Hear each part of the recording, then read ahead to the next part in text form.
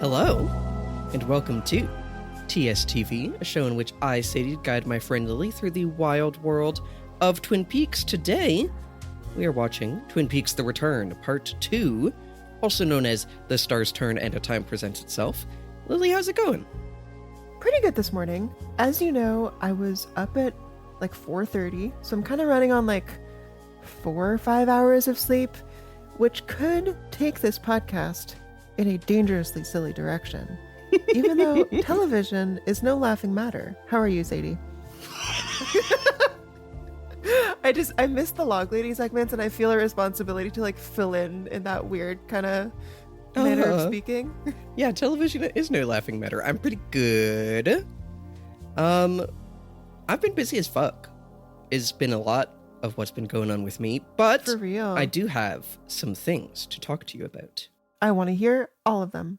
Okay, first one, I'm excited because now it's my turn again to have an album to recommend to you. And if you have listened to it already, I swear to God, I would like to recommend to you an album by Mandy, Indiana. And the name of the album is URGH. URGH. Have you heard of it? I'm so sorry. I'm so sorry, Sadie. Fuck. It's a really good album. Damn it. God damn it. No, it's very good. This shit, when the fuck did this shit come out?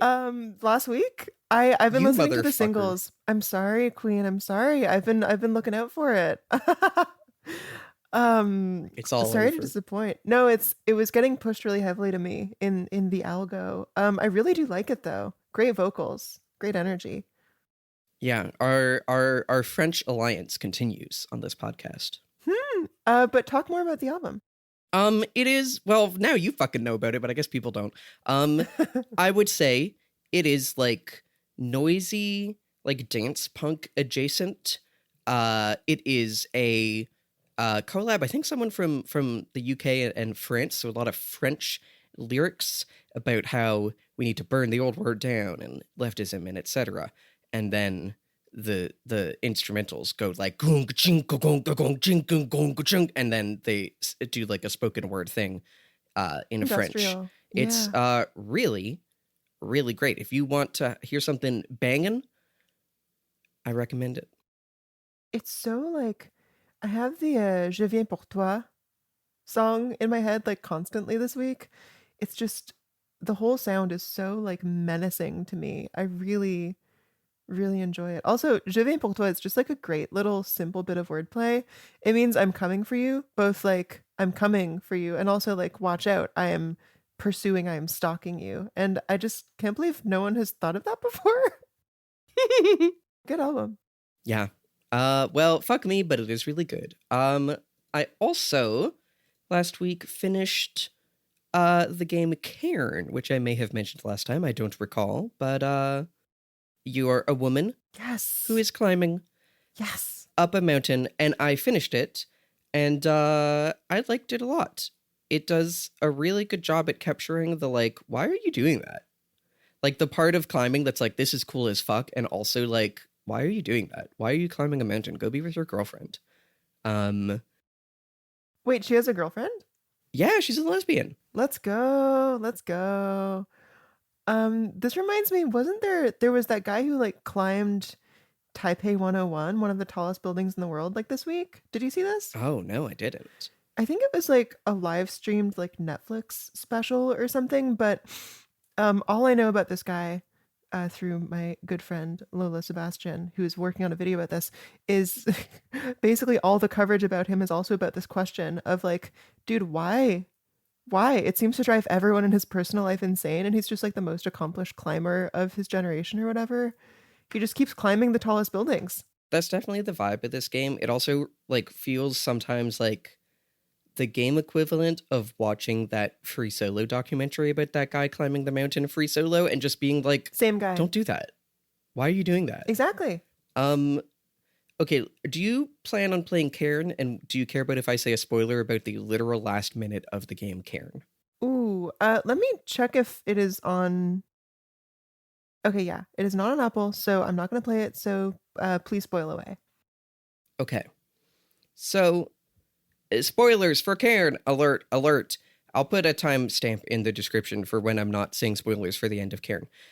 So the end of Karen, you can choose to go back down and be with your girlfriend, and then she's alive, but is like kind of listless. Or you can choose to keep climbing to the top. And every character is like, hey, if you do that, you're going to die. And spoiler alert, she gets to the top and there's basically no way that she could ever get back down. Whoa. So here's the thing. She gets to the top and she just like lets out this like yell. And it doesn't feel triumphant. It's like angry. Like, I'm still broken. This didn't fix me. What the fuck? This was supposed to fix me. And now I'm going to die up here. Oh my God. Fuck. No, it's really, really good. And then it like fades into her like climbing the stars. And there's been a whole thing throughout the game. There's like this culture of people that live on this fictional mountain. And we know that they call dying like the path to the stars or whatever. And it's like, okay, she's dying. And then it makes a really weird decision, which is that she's like soaring in the stars. And she's like flying from star to star, flying super fast, and starts playing like an EDM track and turns it like really, and in some ways it's like, oh, she's getting her euphoric high, whatever, of like, you know, but I liked it better when it felt more futile. That's kind of just the person I am with art, but it is really, one, it just becomes a lot more like, what if it was triumphant all of a sudden? And two, it's really a tonal shift to like, the EDM is blasting. Is in the house tonight. Yeah, it is. It does have an LMFAO energy. So that's my review of Karen. Really good, honestly, really fun climbing mechanics. Also, really good ending. And then literally the last, like, literal just minute of it, I was like, huh? That was a real turn from the ending up until now, but okay. So that's my Karen review. We are now done with Karen spoilers. We're free. Wow, that sounds so cool. Shit. It is really good. I'm also started reading Lord of the Rings. Oh. I forget if I mentioned before, but I was reading The Hobbit because my friend Rex was like, want to read The Hobbit? And it's so good to fall asleep to. It's crazy. I start reading that shit and I make it like half a page at the end of the day. And I'm like, damn, that's crazy, Frodo. I'm out. I've been on my early bedtime grind and it's been great. Oh, that's excellent. Anyway, what have you been up to? Yeah, similarly, just like a super busy time for me. I've been amping up to edit and release my video on the New York Times, which I think I've decided I like after all. Not the newspaper. Not New York Times can go fuck itself. I think I like my video. I spent like a miserable month just like spinning my wheels on it, and then basically just wrote the whole thing in like 2 weeks, and now it's fine. So kind of been popping around filming that, got a little bit more to film. But there's been some wonderful media consumption in my life. Pray tell. Okay. Do you want to hear the album or the movie first? Album first. Okay, album first. My Ghosts Go Ghost by Storm. There's a lot of repeated words in that crazy phrase. Have you heard of this album? No, not even once. Have you heard of the band Injury Reserve? Yes. Okay, so do you know what happened with them? No, not really. Okay, Injury Reserve was a like very well regarded like indie rap trio that was kind of experimental, like weird but also very fun. In 2021, one of the three members died. Oh, yeah. While they were recording their final album, By the Time I Get to Phoenix. And that album came out, and basically it's hard to tell how much it was always going to be this, but is just like an incredibly avant-garde, surreal, atmospheric, dense. Just like I struggle to find the words to describe it. I've heard people describe it as like post-rap, which I think kind of does rap a disservice, but like that's the direction. It's just like genuinely nothing I had heard before. And it kind of became retrospectively about their bandmate and good friend's death, you know? So that was like, I think 3 or 4 years ago that came out, and they decided afterwards, you know, this band like was the three of us, we should retire the name. And the two surviving members took up the name by storm. And the two of them have been putting out these like very good, interesting singles for a few years. And they just put out their debut album, My Ghosts Go Ghost. And it is just a step like even further into that really like I need to look it up to see what words other people are using. It's because you like psychedelic doesn't do it justice. You know, it's mostly just normal like instruments and samples and stuff, but it feels like a sound collage approach. I'm actually struggling to find the words for it, but if this sounds like your kind of thing, it is just like an incredibly impressive, really heavy album. Listen to their song Double Trio 2 off that album. It is immediately one of my favorite songs of the year. So fucking cool, like nothing I've heard. Well, you may have beat me on knowing the music that I was hoping to tell you about, but in the end, I still win because I get a new album to check out. Hooray. Everybody win. And then the other thing that I really similarly really respect but cannot actually say that I enjoyed this week was the movie from 1968, Targets. Do you know of this one? Nope. Okay. I finally watched a movie from my enormous wish list, like my watch list. I literally never watch movies on that thing. I don't know why I have it, but I did it. It is by Peter Bogdanovich, who he did two of my favorite movies, Paper Moon and what's it called? What's Up, Doc? Just like incredible, very funny 70s movies. And so I figured like, yeah, let's check out this guy's body of work in general. This one is about a mass shooter, basically. It is like, it is from the perspective of a spree killer who's like sniping targets around Los Angeles across a couple days, or across a single day. Super bleak and fucked up. What I'm really interested in is like a movie about a mass shooting in the 1960s does not really yet have the either the like actual words or the cinematic language to talk about these things that we do today. Like, I don't know if mass shooting was a phrase in the 60s.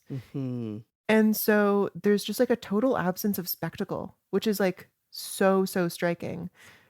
These murders happen and no one reacts because no one knows how to.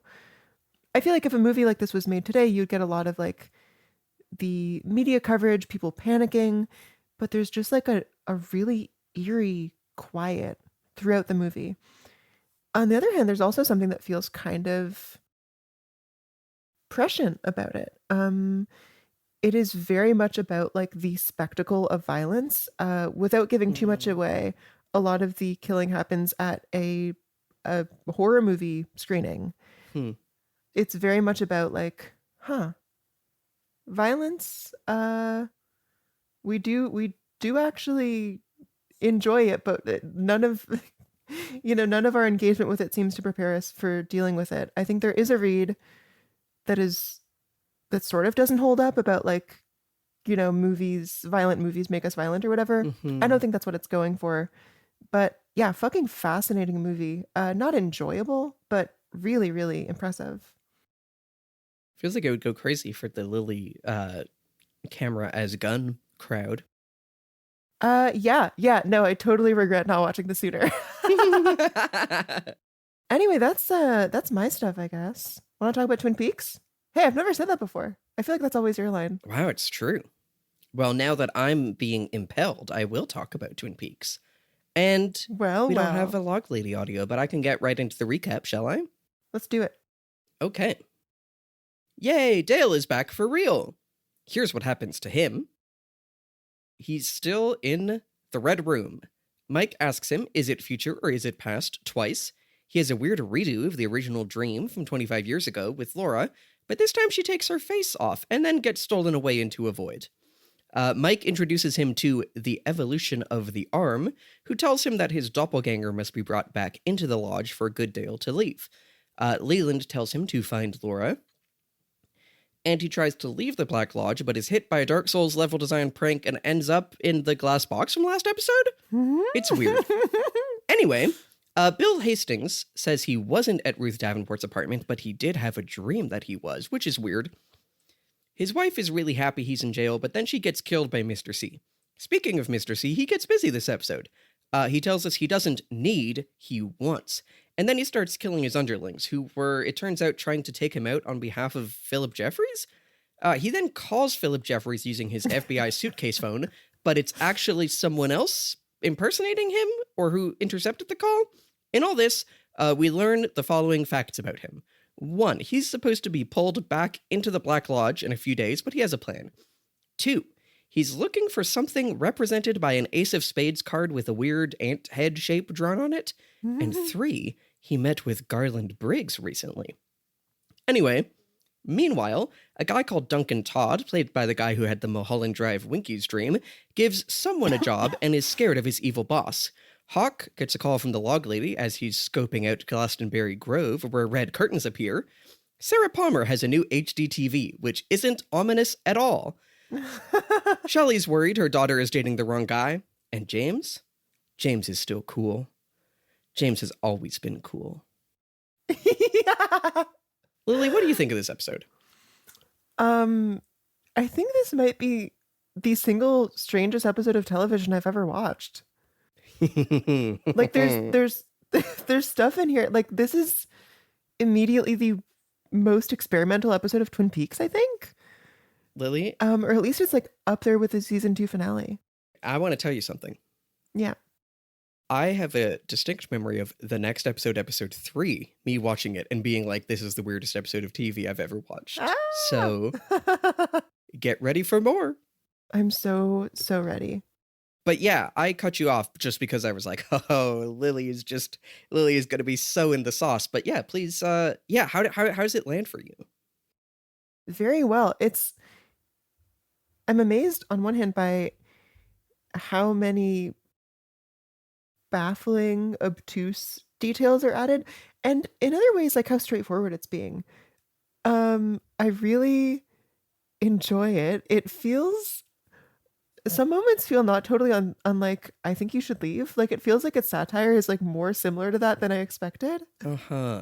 Generally, oh my god, yeah, real highlight for me is definitely seeing Laura again in like a new capacity. That really got me. Oh my god, yeah, so good. Yeah, I thought this was so cool. Definitely a step up from the first episode. What do you think? I agree with all of that. And I think it really shows what I was saying last time about like this really is the second part of the first two being like aired at once as a two-parter. It really feels like it completes the introduction from the last one, you know? In what way?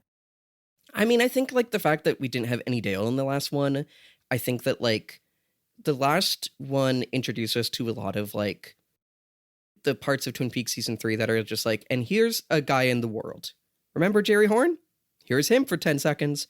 I think this is really like reintroducing us to the like Lynchian surreality of it. And like, I think with these two together, we are now like, I think fully welcomed into the return. Let's fucking go. We will of course get into the scene by scene in a second, but I do want to say like something really thrilling about this episode for me is how ready they are to introduce like new symbols and weird little guys, as well as expand on previous ones in ways that I didn't expect, really. Yeah, anyway, we'll get into the specifics of that. But anything else you want to say before we jump in? No, I agree. And like, especially when you take that in kind of partnership with the previous episode, we really are just being like, yeah, here's all this new shit. Everything old is new now. And like, something that I really like when that like really hits for me whenever we see an old character is like, oh, I'm seeing how 25 years of real life age have treated this actor and the character both, you know? It's so cool. Like seeing Laura 25 years later is so, it does so much. I could not agree more. Just seeing her in her, yeah, like 40s or 50s. And The other thing that jumps out to me is, like, I just recorded the content warning for this episode, but like, we're also definitely having it announced to us we are willing to be more upsetting, and violence was in that first episode, but like definitely the scene with Daria here is like, Holy shit. we are in a world now and in a version of Twin Peaks that is like a lot more willing to just pull the trigger, as it were, on just throwing an upsetting scene in the middle of an episode, you know? Oh yeah, that scene, holy fuck. So much to say. Yeah. Do we want to jump in? Yeah. Actually, I have some trivia. Oh, please. Before we go in. So I talked a bit last time about the viewership. So this is, I'm just looking at the Wikipedia again, but so this combined with part 1 was initially watched by about 500,000 viewers, but after the first 3 days, about 1.7 million had watched the episodes, which is a lot more. So that's just like a thing to note in terms of the show's continued success, or like how was season 3 received culturally. There's another bit of it that's also just really fun that I forget if I said last time, which is that these 2 episodes were uploaded on the official Twin Peaks YouTube channel for a brief period in June 2017 on the occasion of National Donut Day. It was a TV 14 edit of the episode, which is just very silly, but What is even in there at that point? yeah, that is a great point. Also, it's just very funny because I feel like, I know that the Twin Peaks National Donut Day, you want to do some promo for your new Twin Peaks season, but it's really, so far we're really not, like, we had Hawk's one line last episode about donuts, but it's not like we're being like, wow, coffee and donuts, yay. No, there's like maybe 20 seconds of this episode that is like cutesy in that way. Yeah. Anyway, shall we jump into the scenes? Let's do it. Okay, so first off, we have... Let me take that again. Yes, please. So, we open with the kind of only follow-up from the like very set up Bill Hastings plot from the last episode with Matthew Lillard of Shaggy fame, who has been arrested. The last episode ended very dramatically with a piece of flesh being found in his trunk. And in classic Twin Peaks style, there is a really minimal amount of time devoted to it this episode. Here's what happens. He is in jail. He asked for his wife to show up, and here she is. He's like, I wasn't there, but I had a dream. And she's like, ha, you were, and I know you were having an affair. And he's like, but I know you were having an affair, which, shout out to Lily's prediction. It's funny, I think you predicted that she was maybe having an affair with the cop, but it was with the lawyer, so, close enough. And she's like, wow, you're going to be in prison, life in prison. Ha ha ha ha ha. And then leaves, and to the lawyer is like, he knows we're having an affair. Anyway, that's basically it. And then, like, I see you have the next scene where we find out what happens there. But, final bit of this is that as Bill is sitting in his prison cell being like, oh no, oh man, we pan to the prison cell next to it where there's a new type of guy. New guy just dropped. I said a bit about this in the content warnings. This guy is a, like, white actor in kind of shabby industrial clothes.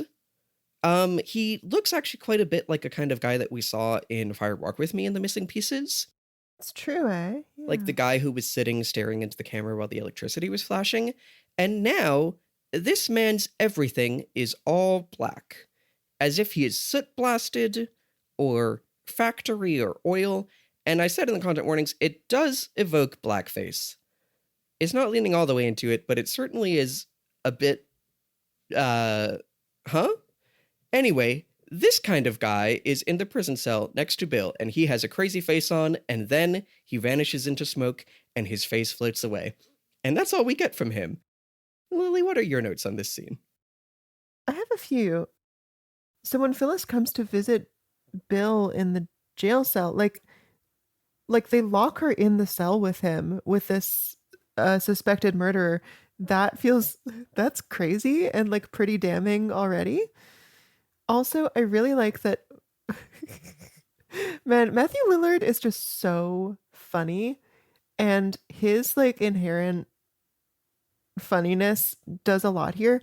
Like I feel like there's supposed to be a moment where, Phyllis goes like, I know about all the affair stuff. And it's like he's supposed to be letting the mask slip, right? And he goes like evil. But because it's Matthew Lillard, he's just totally unintimidating. And it's just like, he goes like, now you looky here. I know about you and George and maybe another guy. Uh-huh. It's just like, you can tell it's not totally taking this genre space seriously. Phyllis is also just like totally relishing in how stupid her lines are. Yeah. She's like joyfully evil in a way that I love. I have written down just here with the beginning of each word capitalized, because that's the vibe of just, you're going down. Life in prison, Bill. Yes. You say here that she's kind of a Catherine. I totally see that. That's Yeah. totally what it is. Scheming older wife. And then once Phyllis leaves, she talks to this George character. And man, yeah, I just really like this new genre space that we're messing with. She says to him, my husband knows about us. Don't walk me out. I'll see you later at my place. And I cannot help but think of Emerald Fennell, one of our worst working directors. Have you seen anything of hers? No, thank God. For context, this is the director of most recently Wuthering Heights, but also Promising Young Woman, my least favorite movie probably ever, and Saltburn, which I'm not going to watch.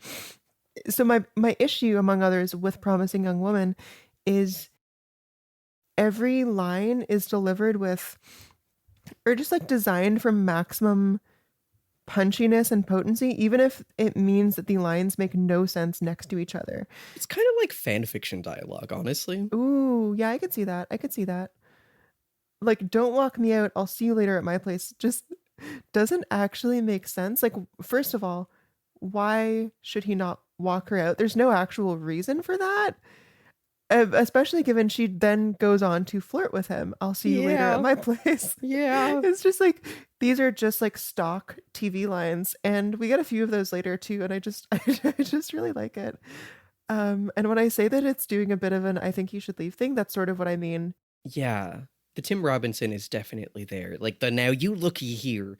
Yeah. It's interesting though. I do feel like Matthew Lillard's performance is so campy, but is also right on the edge of being like serious, as in like taking seriously that this guy's fucked. Like his like, oh my god, we really sit with him for that.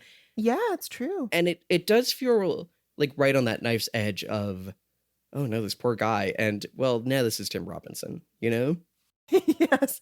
No, completely. And similarly, like the comedy in I Think You Should Leave or any Tim Robinson thing, it doesn't actually undercut the sympathy you're supposed to feel for his weird little guys.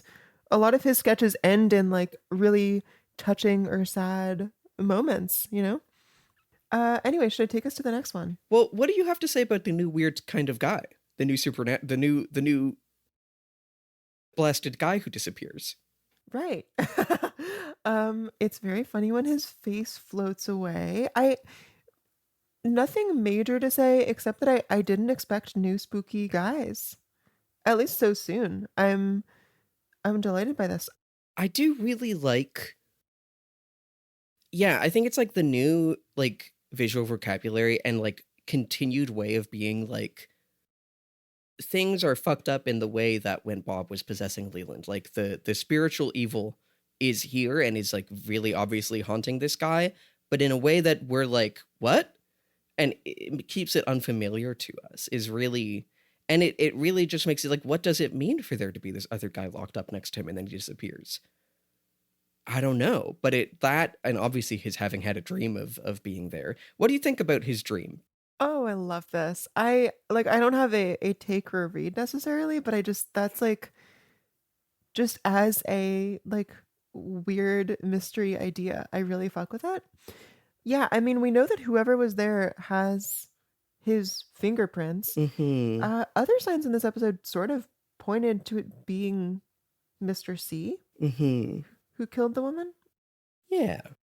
Now, I think like the thing about him having had a dream that was there, there's maybe a read on that that's like if he's Bob possessed or possessed by something like that. Like having had a dream of being there feels potentially in line with like how Leland would describe remembering, killing someone while possessed by Bob or whatever, but That's true. it's really unclear. And then if so, it's not clear to me how Mr. C is involved in all this, because he feels like he's not possessing people. He's just the guy that he is. This is interesting. Yeah, I guess, I mean, maybe the mysterious soot blasted guy is like his an evil entity that is interacting with him and maybe possessing him and made him do this. But I also feel like Fire Walk with Me really rejects that like duality. I feel like, okay, his performance in the like now you looky here does make me think this man is capable of evil and capable of like, harboring dark secrets or whatever. I don't at this point think he did the murder. But who or what did, I am not totally clear. I would be surprised if we just like write him off completely as innocent. Yeah, fair enough. Well, I actually think you do have a bit of a prediction as to who may have killed Ruth Davenport, because I'm looking at your notes for the next scene. Want to take us there? Yeah, so Phyllis comes home and the guy who I'm gonna call Mr. C, if that works. Yeah. The slicked back hair, total piece of shit, Dale Cooper, is just like standing in the living room. Already, the show has like conditioned me to be afraid of the living room. Oh my god, yeah. So this on its own, like even before we see him, was kind of spooky. But anyway, she sees him just like standing in the dark, and her demeanor is like a little flirty. Goes like, "Hey, it's you," kind of thing. He congratulates her. He says, "You did good. You follow human nature perfectly." And then says like, "This gun, this is George's gun." Shoots her with it as she's trying to run away. And that's the scene. Oh yeah, and shoots her specifically like through the eye, leaving a massive blast wound that matches the one we saw on Ruth Davenport's corpse in episode 1. Yeah. So yeah, I assume that probably Mr. C and Phyllis conspired in some way to frame fucking name Bill. Yeah. Just given like that's such a murderer calling card thing, although he does later commit a murder that is not done in that way. I think he does end up shooting her in the head though, at least, and it might be through the eye also. It's not, it's like through the temple. Okay. But we don't like see, I guess we could later see a similar wound, but I'm really intrigued by the "you follow human nature perfectly" line. Like we know from the season 2 finale that Mr. C is someone who really would have needed to learn how to like pretend to be human effectively. It's conceivable that he just wouldn't understand that like following human nature is what a human woman would naturally do. But it could also be like, I don't know, could she be some sort of possessed person or like spirit entity? There's not that much supporting that, but it's just such a weird line that I feel like something needs to be up.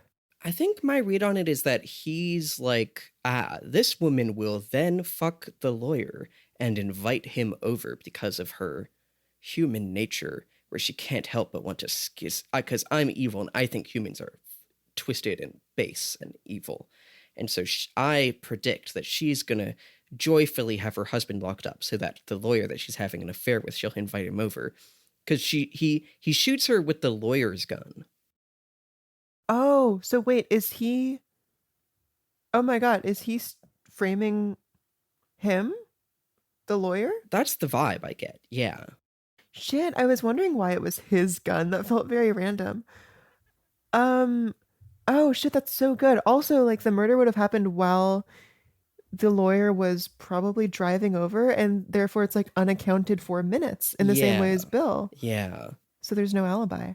So I think there's like two big things from the scene that get me. One, I just want to shout out, there's like a crazy FX that the show's relationship with gore and like gore special effects continues to be really weird. Like when he shoots, it like zooms in and like does a screen shake, and just like a flash of red like substance leaving her head is like, it's not realistic. None of the gore so far really is, but it is just like doing this kind of like lo-fi gesture at just griminess that's really interesting. And the other big question to me is like, what does Mr. C get out of this? Now, maybe he has, like, we know that he was, when we see him talking with his underlings, like, he wants to know things that Bill Hastings knows. And, like, maybe that's part of this. He's going to get something out of, like, setting this all up to frame him and then killing the people who knew that it was a frame job or whatever. But it also seems like he's just, like, making, like, dioramas of suffering. Like, he just wants to, like, create a circumstance in which he can kill someone and then have someone else framed for it, and then kill someone else and then have someone else framed for it, and just, like, create these, like, little plays of just, like, everyone here is miserable and or dead now. Like a gory wildlife documentary. Yes, exactly. Yes. I mean, we also know from Fire Walk with Me that the spirits feed on pain and suffering. So is this just like a bit of a biological imperative? Like, do they need to do this to sustain themselves? That's a question that I have. I agree. That is also a question that I have. But otherwise, pretty fast scene. I'm happy to go to the next one if you are. That's me, baby. This is one with such a good actor that I really like. Do you know what this guy's name is? His name is Patrick Fischler. Who, before I get into this, I should say, also has a recurring but pretty important role on the season of Mad Men that I'm watching right now. Oh, hell yeah. And every time he shows up, I'm like, oh my God, it's the guy. Yes. He had a dream. I hope he never has that dream again.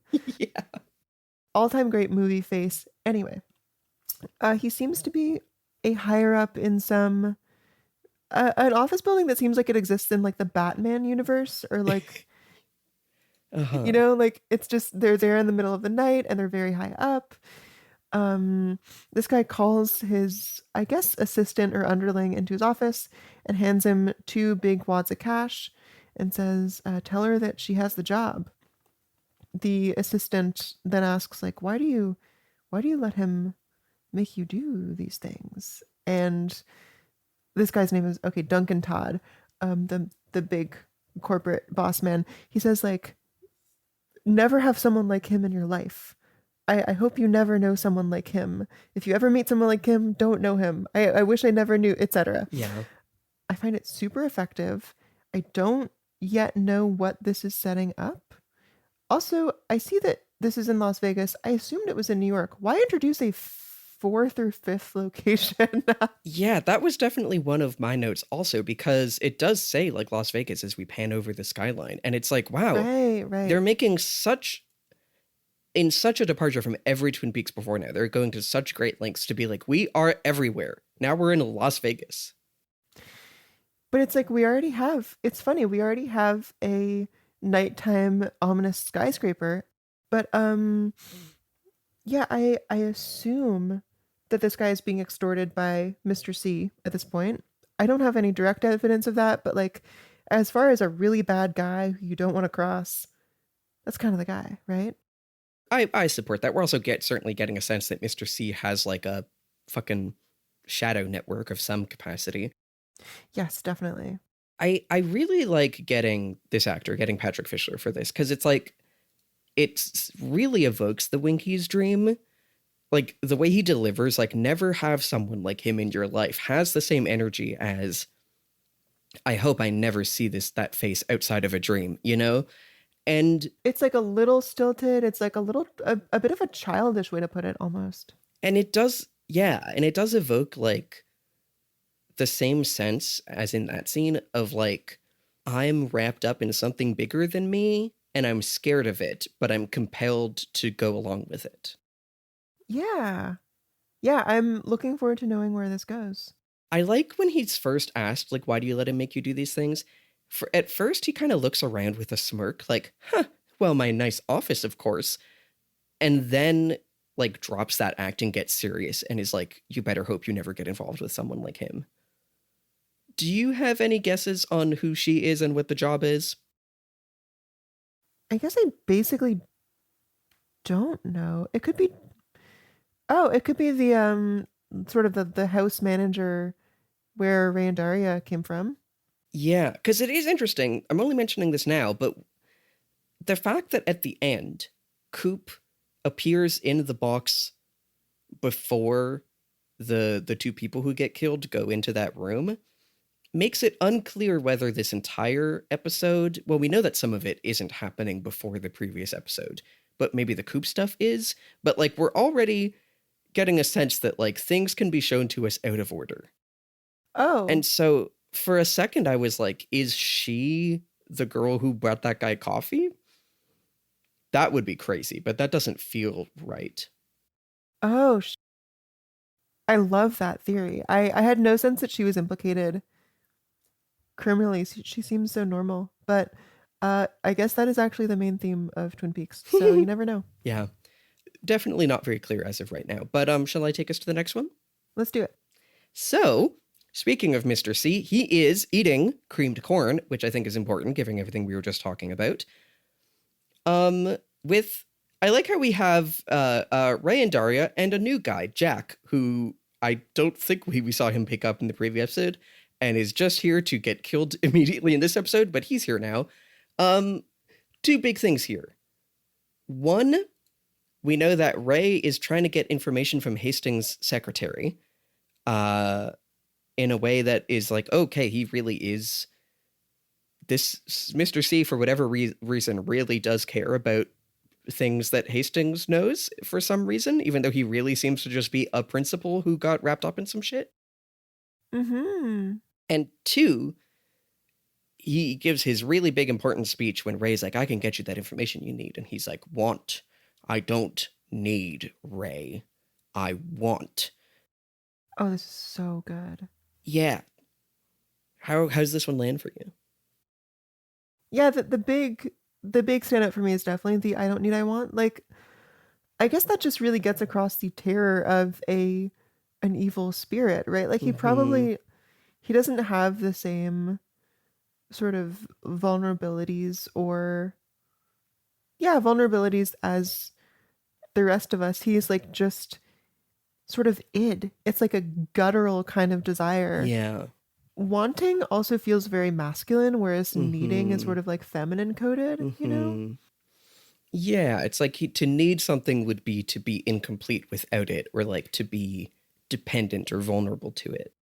Yeah, I don't need anything is really scary. I think my suspicion, all of this has been super interesting, is that I will develop a clearer sense of what all this is trying to say as the season goes on, because this stuff is all pretty new to me. Yeah.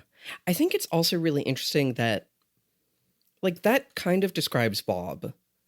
You know, we know that he is driven by passion and desire but again, he is so like listless throughout all of his scenes.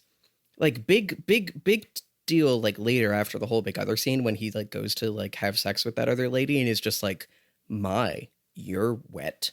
Like he isn't passionate. If he wants, it's in like just a like dry calculating way. Ooh, I have a parallel here. Not all of you beloved listeners have heard our episode on red rooms, but this really, like, Bob versus Mr. C is sort of Clementine versus Kellyanne in that movie. Oh, I love that. That's really good. For context, these are like two basically serial killer stands. Kellyanne is the main character, and she's just like a total cipher, and she's super cold and kind of a genius and calculating. And her friend Clementine she supports this serial killer for like compassionate reasons, and like you don't know him like I know him, that kind of thing. That feels like a real Bob, you know, like they're both led to do and support kind of terrible things. that movie comes down on the side of like, it's definitely more redeemable to at least be coming from a good place. Mm-hmm. I don't think this is trying to say that Mr. C is like worse than Bob for having Uh-huh. dispassionate motives, but there could be a thread to tug at there. Like he says that he wants, but I'm not convinced in his performance that he wants anything. Mm-hmm. Because desire is actually also sort of a vulnerable position. If you want something, there is also the chance of you not Mm-hmm. getting it. That does not seem to be a possibility for Mr. C. And like in the little start of a sex scene later, I'm like, do you even want to be here, man? Like, what is this for you? Mm-hmm. Other than, is it role playing? Like, is he pretending to want just as he's like pretending to be a human? Don't I don't get it. Yeah, I agree. Thank God there's 16 more episodes of this show. The other thing I will say about this scene is that it opens with just a train going past a train crossing, and I just checked, it goes for like 40 seconds of just watching the train go by. Which is crazy. Again, just speaking to season 3 is really willing to just sit with a transition for like 40 seconds. You would have never seen that in the original run. But yeah, that's kind of all I have to say here. Do you want to take us to the next one? Sure. This one I really dig. So this is Hawk is walking through the woods trying to find Glastonbury Grove, and Margaret gives him a call, and they just sort of they talk for a little bit. They have a nice little bit of chit chat about how like he should stop by for pie and coffee. But Margaret has a really intriguing line. She says, "The stars turn and a time presents itself." Mm-hmm. I guess we technically knew that this is the logic by which the Glastonbury Grove, like Red Room portal, operates. But hearing it described in these terms makes me think, oh, path to floating head. You know? Everybody's favorite segment. Tell me more. Well, like... Path to floating head.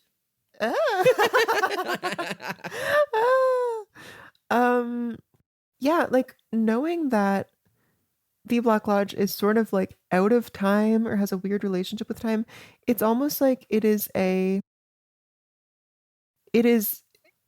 in a, how do I, oh my God, sorry, there's so much here.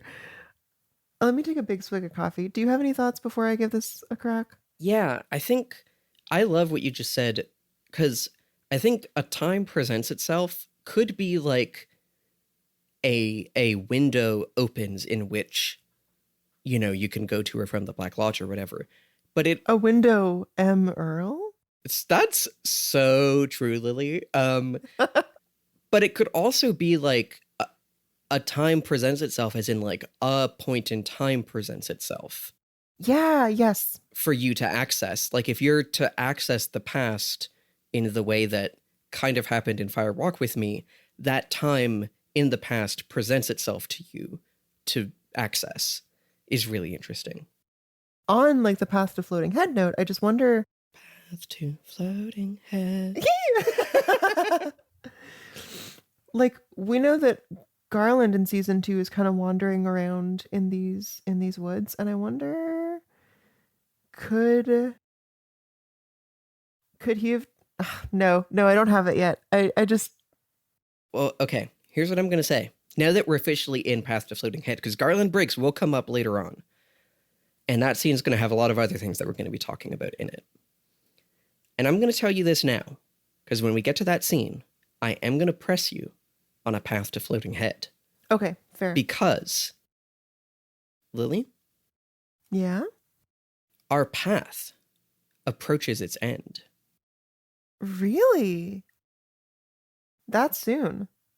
I'm going to say no more, but next, when we get to that scene, I'll have you say some stuff, because the floating head is closer than you might think. Oh my. Yeah.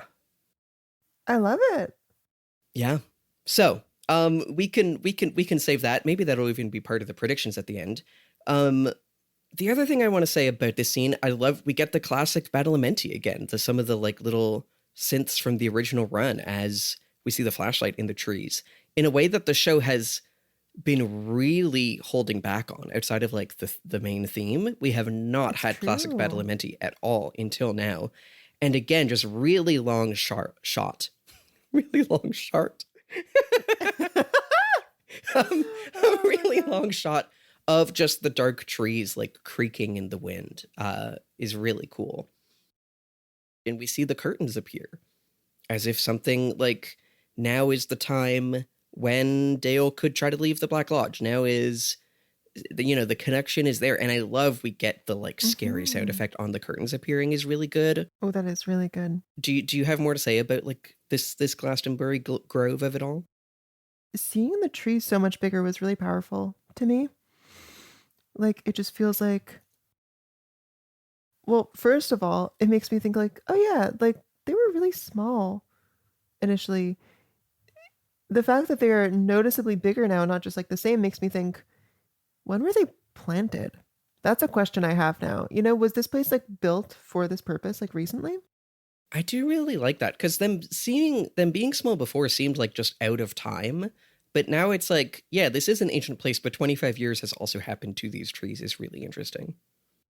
I really dig it. It also sort of just gives me like a gut feeling of like, that the forces are growing more powerful and like, the spooky trees growing, the evil spreading. These two things feel related. Like early in the show, it really felt like there was a clear, like, sometimes you can pass through, and the rest of the time it's pretty separate and whatever.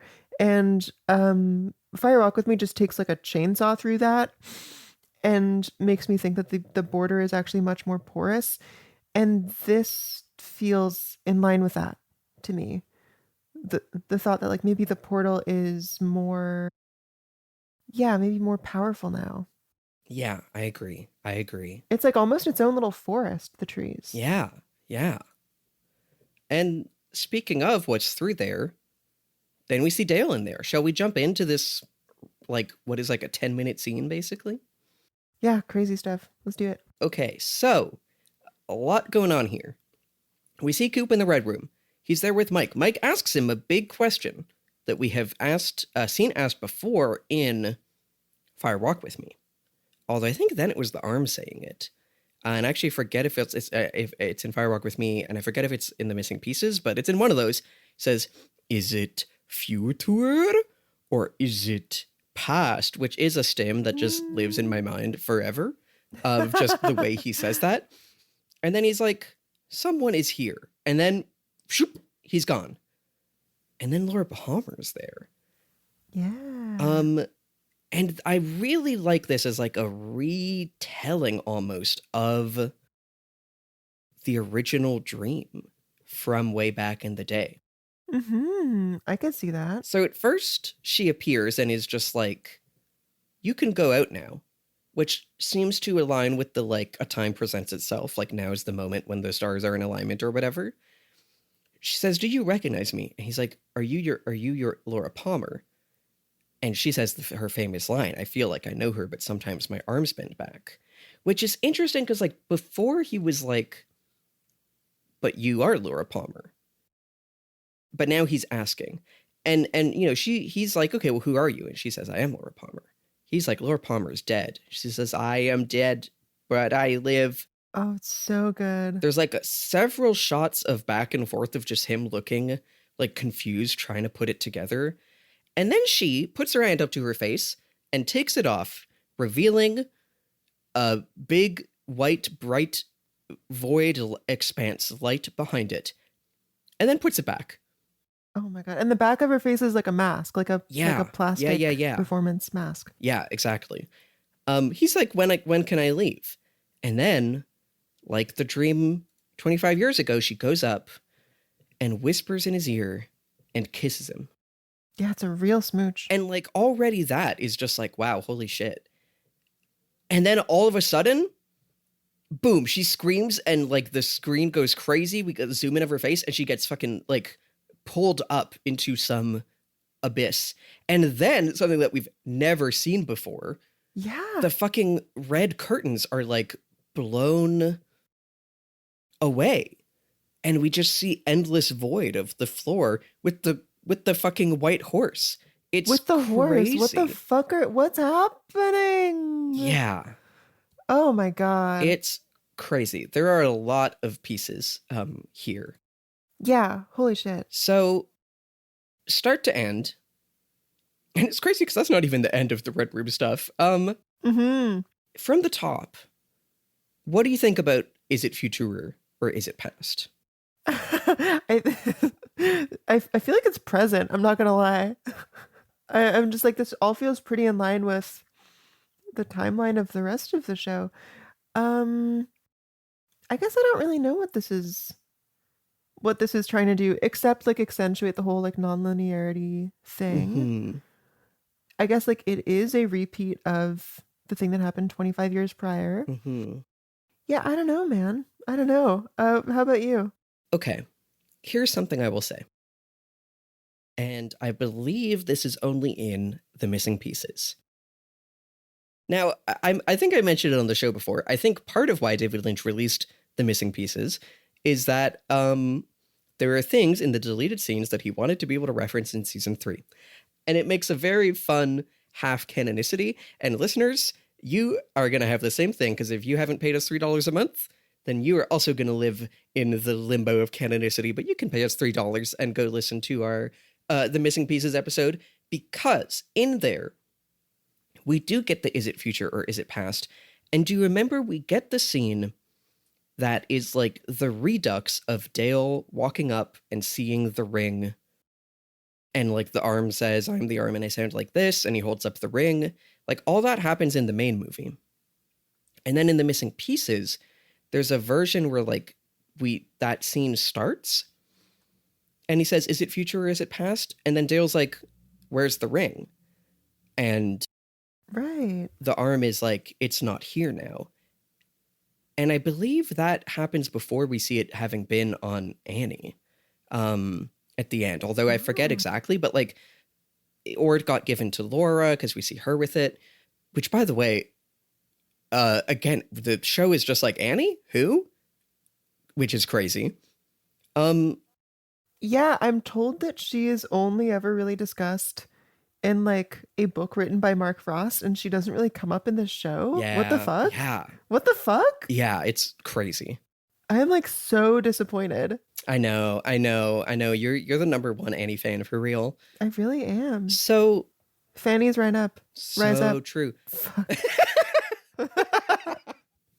I feel like Stannies makes better, and then you're not also saying the British slang term for vagina. But anyway, that felt like more of a knock-on benefit than anything. But... yeah. Okay.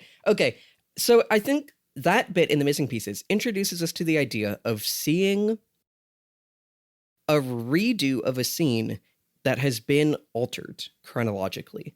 Like we're seeing him have the scene of coming and seeing the ring, but now it's been plucked out of that scene or timeline or whatever and given to Laura or Annie. And that feels sure relevant for how much it's like a redux of the original dream. And it's also interesting because in the original dream, he had the like glue on him, remember, to look old. And Laura didn't. But like there was a bit of a sense in the original dream from like literally episode 2 that he was seeing something 25 years in the future. It wasn't like super played up, but there was a sense of that. Do you remember this? Yeah, I do remember this. I had forgotten until this point, so thank you for mentioning it. So it's as if now we're seeing that. It's true. But it's different. Like things have changed enough that it's different now. Damn. And that's just, I think that's like something for us to keep in mind. And again, with the is it future or is it past of it all? Of course, because this could also be the dream that he had 25 years ago. Yeah, exactly. Right. Yeah. Right. Okay. So Like, that's my immediate thing there. And then he's like, someone is here, and then Laura's here. And yeah, how does it hit for you just seeing Laura here finally? Even just like seeing her having aged feels really powerful. I've died and yet I live. It's like, obviously, this is not a positive fate at all, but just like there is something heartening about it, you know? Like, because I did have the sense that, at least like before watching Fire Walk with Me, you know, her getting killed would foreclose any possible future. Mm-hmm. And the idea that there's anywhere she could have aged and experienced more of anything, although probably not really nice, awesome stuff. That does itself mean a lot to me. I really like how the I feel like I know her is recontextualized here. Mm-hmm. Mm-hmm. Say more. I don't totally remember, and maybe listeners will call me out for misremembering this, but I think on our initial watch of the original dream, I thought that this was not really Laura. Mm-hmm. I thought it was Laura's cousin, whoever that would be. Yeah. Yeah. I had not even considered that it could actually just be Laura, and like this is just what terrible abuse can do to a person. It makes you into like it kind of can like alienate you from yourself. You know, I feel like I know who I am, but sometimes my arm has been back, and that just feels like such a supernatural, like sort of person breaking thing that you can't even recognize yourself anymore. Mm-hmm. I find that really heartbreaking and like poignant. It also feels recontextualized to me just by the fact of them both having aged. Like, there's something really like monumental feeling about seeing both of them so aged, and but also they are both so hot and like, Yep. you know, like dignified. And there's something because he almost doesn't recognize her, and that feels like connected to the aging. And there's something about like sometimes I feel like I know her because like spending 25 years in this place would probably make you feel like you don't know yourself, but also spending 25 years in the world makes you feel like sometimes I feel like I know her is kind of how I feel about my teenage self, you know? Fuck. Yeah, like because of the amount of time that's passed? Yeah. Or Yeah. yeah. And I love her like I'm dead yet I live. She like says I'm dead and then blinks really pointedly and then just holds the stare with the yet I live that's like so intense. It's so cool. Now, do you have any things to say about the whole inside of her face glowing and all that? White Lodge question mark? Interesting. I feel like I would know if we ever see the White Lodge in this show. No one talks about it as if they have seen it. But she is, from what I can tell, the one like truly good, meaningfully entity here. Mm-hmm. I kind of wonder if whatever this like essence or like potency that she has will be used to help Dale. Mm-hmm. I think that would be really interesting. Mm-hmm. Like, whatever this is, it seems pretty hardcore, you know? I would actually kind of love or be at least interested in a world where like Dale fails every young woman and yet Laura helps him out. Mm-hmm. I think that would be that would give me a lot to chew on. So I want to say something about this, which is you kind of had a dream about this at one point. Wait, did I? I remember writing down, whoa, because you had a dream. I forget which episode it was or the specifics, but I remember you had a dream about like being, I think it might have even been in the Black Lodge, and like somehow it was like Laura or Donna was like lit up like a disco ball and was like illuminating the place. It was a shining glass sort of orb in like where her face is, something like that. Yeah. And that's kind of what's happening here, right? Shit. I remember when that happened, I was like, damn, let's see if we ever see Laura with a shining object where her face would be. That would be crazy. Right. Oh, that's so funny. I actually feel like the episode that I just edited, season 2, episode 19, also had a payoff of that Oh dream. my God. I love that. I forget what it was now, but I was fucking triumphant at that Hell point. yeah. Honestly, Lily's Nightmare Corner, among my best ideas. Yeah, I agree. Absolutely. Um, and then the kiss and the whisper. So one, I really love she goes up to him and she like smiles. And there's a bit in the way that she smiles that's like, oh, that looks like Laura Palmer from 1992. Like you really recognize her younger self in it.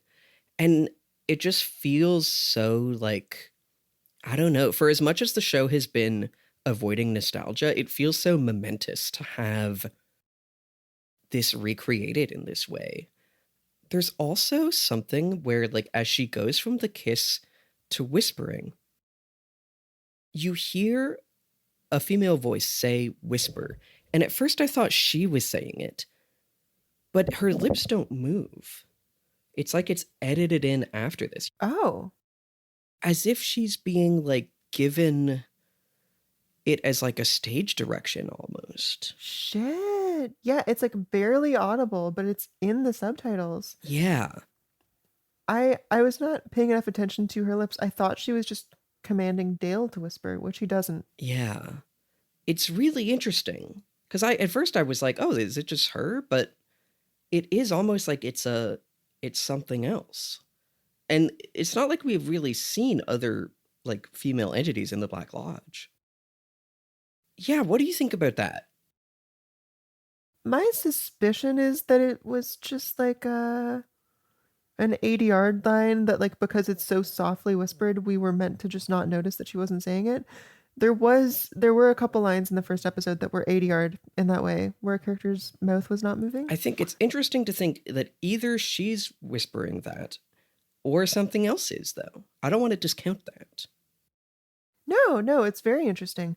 Even say this was 80-yard in, why? Yeah. Like, what, even then, what is that even doing? I don't even It know. feels more like a command to her than something she's saying, you know? It feels like a direction from a director, right? Hey, wasn't there that thing in the scenes with I want to say the giant, but the 4 question marks name man, about like them being listened to in the last episode? There was. Yeah. Like it is in our house now. Yeah. I Do you think that like whatever that is somehow like directing her here? It could be. It could be that they're trying to keep a low profile to stop, attracting the wrong kind of attention, in the same way that I suspected the whole record thing was like a coded message last episode. Or it's like telling her to whisper so that it doesn't hear because it cannot be said aloud now. Yes, Yeah. exactly. I love that. Yeah. I like that. I like that. Good catch. Well, if there is something else in here with them, it seems to do something now because I love that the show is like, yeah, I can indulge in nostalgia and recreate this one scene, and then I'm going to immediately explode it, and it's going to be horrifying because she looks up and like sees something up there and like shrieks, Oh, and then it goes crazy and she's yanked away, and then we get everything with the curtains. My notes on like what is up there is like the curtains are billowing like fire, or is it just like we know that the angel was above them at the end of Fire Walk With Me? Is it like the lack of the angel? It's really unclear. Oh. But either way, whatever she sees terrifies her, and then she's gone. And it's such a like, we were already like disoriented, and like these scenes are always disorienting, but I love how it's like, it's not even letting us get used to the kinds of weird disorienting scenes that we had in the original run, because now it's interrupting them with like, and now she's just fucking gone. Like, it's crazy. And then after she's gone, we are back to Dale and Mike sitting how they were, and it's like, oh, was this like it recontextualized the whole thing of like Mike just suddenly disappearing, as maybe that was a transition into a dream or a flashback, or actually Dale went to another place for a second, I agree. And it is giving, is it future or is it past? Like, is it he was watching that? We had a sense in Fire Walk With Me of like her dream being like watching these things. Like, was he sitting and then watched this? Like, it's like plays the same as when later on, the evolution of the arm is like, do you remember your doppelganger? And then he flashes back to getting grabbed by his doppelganger. Yes, yeah, no, it is totally a flashback. It's interesting that, and this is the next scene, I guess we can just get into it, but it's interesting that they use the archival footage for that, but not this one. Like that feels pointed enough that I think you could just do a recreation for everything, you know? Yeah. It is weird though that like it's like we see this as if he's seeing it having happened. And like it is just again to the point of like not letting us get comfortable with the things that we have come to know. Being like all of a sudden the curtains can be blown away and we see infinite void behind them is terrifying. That's not how this is supposed to work. No, I know, right? Like I'm used to thinking of these as walls. So it feels like it's disrupting how the space even works. In my mind, it's basically just two rooms with a hallway between them. It's so crazy. And the horse is there. And I think that also, again, like we had gotten kind of comfortable with the horse as like something that Sarah sees and like, you know, clicks like kind of neatly into like she is drugged and she sees the horse. And now seeing it here is like, no, you got too comfortable with that read. It's messy again now. You're in grade 7 again. You know? It really is. But yeah, I'm a little baby. Yeah. It's uncomfortable, honestly. Yeah, it's crazy. And then we get the other bit of this. Unless you have more to say about that. No, not particularly. So Mike is just sort of suddenly on the opposite side of the room and ushers Coop out into the other room where there is a big sort of spindly tree with a sack of flesh with a hole at the top. Yeah, it looks also kind of like a brain, which kind of like casts the tree as like a nervous system. Yeah, completely. Which like maybe explains some of the electricity flashing. It also kind of looks like gum. Like the gum is back in style of it all, you know? I love that. Oh, that's really fun. Anyway, what's this thing? This is the evolution of the arm. Which I think we talked about this during season 2, but yeah, the actor who played the arm does not return because, well, a mix of apparently they couldn't agree on a rate, and then he also accused David Lynch without evidence of many heinous crimes, including murder. Difficult to know if that is like that happened as a result of the negotiations breaking down or what, but anyway, the new arm talks like a South Park character. It's like a bit of a nasally childish whisper that I can't do, and I'm not gonna ever try that again. And the arm says the most straightforward thing we've ever gotten in this show, which is like, hey, remember your doppelganger? He needs to come back for you to leave. So that's great. Oh, also, real quick, in the Laura scene, you might have mentioned this, but Laura says to Coop, like, you can go now. Yeah. But then he doesn't exactly, like, he doesn't, like, straightforwardly. Well, he's like, how do I leave? And then she goes up to kiss and whisper to him. Yeah, right. It doesn't feel like how he ends up leaving is the way that he was told to. Anyway, yeah, the arm basically says like, hey, here's what needs to happen in the plot. Here's a motive for you or other characters. And I love that. Like, it's just, why are we being so straightforward? Yeah, I don't have analysis beyond that, really. Lily, this is great. This is how I know that like you've been like fully hit by the Twin Peaks beam. Because we walked into a room and we're like, okay, this is a new version of the character we know from last time. You know, the character, the man from another place. Except we now said that he's the arm, which may be Mike's arm. Except now this is the evolution of him. He's a weird tree with a brain on top. It's the same character. And you're like, wow, this is so straightforward and clear. Oh, hold up. Yeah. Oh man. Well, here's something. I was just saying how like the trees at Glastonbury Grove growing feels like the evil becoming more developed or more entrenched in the like quote unquote real world. What was once quote unquote an arm now evolving to be a tree with several branches feels very much in line with that. I like Like that. just like a tree is much more complex than a single arm. It sort of has many arms. And it is growing, upward. It does totally feel like a nervous system. It also looks like lightning to me. Like it's a really excellent choice of specific tree.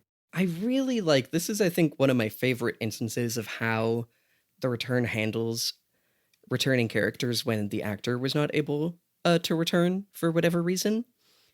There are a couple of them, and they are each creative in a different, funny way. And I really like, this is really like the Virgin Disney Plus being like, oh, we need to like recreate young Mark Hamill with CGI and do AI like voice reproduction versus the Chad. Now this guy is a tree. Deal with it. Yeah, no, that's totally it. Um, a quick account of like actors who died. It, Mhm. it includes some seriously major ones like for the story of the show, and I'm definitely looking forward to knowing what happens. Like we hear later that Mr. C was either calling with Philip Jeffries or expecting a call from him. Uh-huh. Notably, that's David Bowie, who died a year before the show came out. Yeah. He was, I think, alive when it was filming, but he was not able to appear. Okay, I see. I see. And I was gonna ask you this later on. Lily, how do you think uh they might handle having Philip Jeffries as a character without David Bowie being available? I mean, I could see it as like we just never physically see him. Like he just remains a voice. Also, okay, here's one. What if he was recast as like a modern musician sort of seen as an inheritor of David Bowie? I'm thinking like what if David Bowie became Saint Vincent? That would be really fun. And kind of we know, as we will see in the end of the episode, that we're getting real life musicians in the show. It's true. Yeah, I'm really looking forward to this. Well, let's just keep track of that. Anyway, I think like the other things that stand out to me about this is like it's interesting that the arm who after Fire Walk with Me we felt pretty conclusively was like the killing instinct or evil whatever of Mike, but is now kind of helping them or at least is on the team of getting Mr. C back in the Black Lodge. And that he also has an evil doppelganger. It's just like we continue to complicate the what do these spirits want and their alignments or whatever, you know? Yeah, man. I'm surprised by how little torment seems to be happening to Dale at least. Like it kind of seems to me like he's just been sitting here for literally 25 years. Shockingly passive and sort of even about everything. I kind of assumed that like if you get caught in the Black Lodge, you're just going to be tortured forever. And it doesn't seem to be that, which really raises the question why even bring people in here? It's intriguing. I mean, I'm not discounting that he might have like just been trapped wandering from like one weird, horrible, surreal sequence to another, you know? But in any case, it is true that we do have the plot really laid out for us. And I think it is good that we get that delivered. It's really funny that it's by this character in this way, but we get the stakes. We know we want Dale to be able to leave. We know the doppelganger does not want to be sucked back in, and he has some kind of plan about it. We officially have stakes, which is fun. Me when I get back from the butcher. Exactly. So true. If you don't have more here, do we want to take a little break? Let's take a little break. Let's come back for Tales from the Log.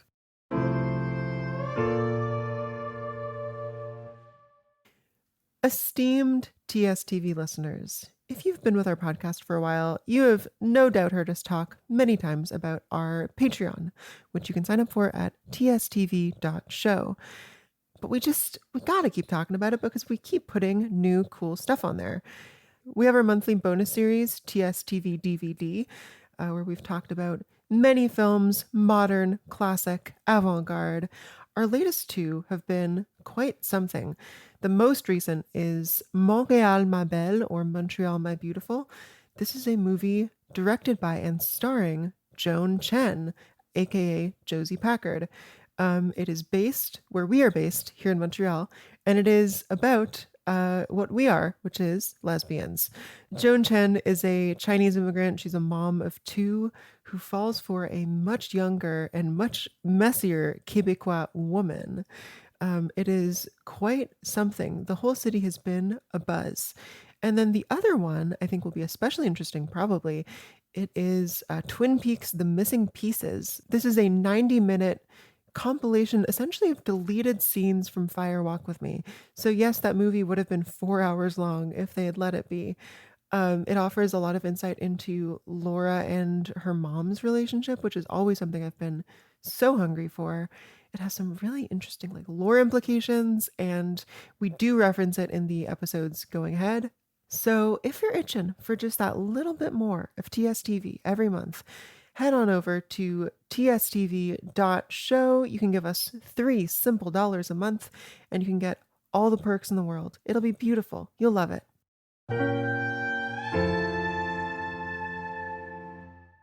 And we're back. It's true. Tales from the Log. Everybody's favorite. Sadie, so many people are not in this episode. Who did we do last week? Do we remember? Oh, I think it was really sad. I think you said that Sarah Palmer was like going to be having a good time. Oh shit. What? Oh man. I mean, I think you were like, yeah, go ahead. I can't rule out that she's having a good time watching her thing. Yeah. I take that back. Okay. I think there are two ways we could do this. We could do either what is a character that we haven't seen at all so far been up to, or we saw like the hint of a beginning of what a couple characters are up to last time. Jacoby springs to mind, but also like Ben and Jerry. And like, what do we think they are up to since then? Which feels more fun to you? Extrapolating from what we've seen already, or just a shot in the dark of someone who might come back who we haven't seen yet? I would really enjoy a shot in the dark. Okay. Okay, this is not what we usually do. And I think probably let's not do it. But like what is up with James actually? Like he's in this episode but doesn't have any lines or anything. He comes in with his small British friend wearing a glove. I kind of want to know what they have been doing in the recent past. Other than that, I like James and British guy because we sure are called attention to him, and I think having you put on the record what do you think is up with him will make it extremely funny when we find out what's up with him. Okay, great. We know that he was in a motorcycle accident and he's been quiet since then, which is just like a very tender detail. But he still seems well regarded. I don't think he's gotten mixed up in crime, despite what his badass jacket might have you believe. So, what if he and this buddy met at a motorcycle crash victims support group? Is that why the guy has a garden glove on in the bar? Is his hand all burned and he has to wear a glove now? Oh my god. Oh, that's really good. That's as good as anything I can come up with. Okay. Yeah. Because it is just on one hand, right? Yeah. He's just wearing one green garden glove. So, yeah, you know what? At this bar tonight is a meetup of the motorcycle accident survivors support group. And please feel free to riff with me here because I have no idea. I think these two are really truly bonded for life, good friends. I think the British guy is here specifically because he was in a motorcycle accident in England, and no one Oh. was there for him except this lovely American Oh support my group. So he God. moved continents for motorcycle accident support. Was it like James was on his travels Oh, and met this guy, oh. and then he was like, you know what, I'd rather go back with you to Twin Peaks than stay here in Gloucestershire where no one cares about my injured hand. Yes, that's definitely what happened. They bond by like they're trying to get over their fear of motorcycles by just like biking around sort of from one bar to the next. They're not going to have any drinks because they have to be responsible. Uh-huh. They're just here to find any fellow accident survivors, basically. They suspect, based on the band's lyrics, Wait, that the lead it's like singer may be a fellow traveler. It's like we travel on motorcycles and think about how we crashed our motorcycles support group. Yes. To help you rekindle your love and trust for the hog, you know? Oh, that's so funny.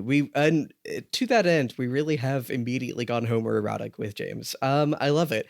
And let me tell you, Lily, I think when we find out what's up with Mr. Garden Glove, jury will be out on whether it was more or less stupid than what we just said.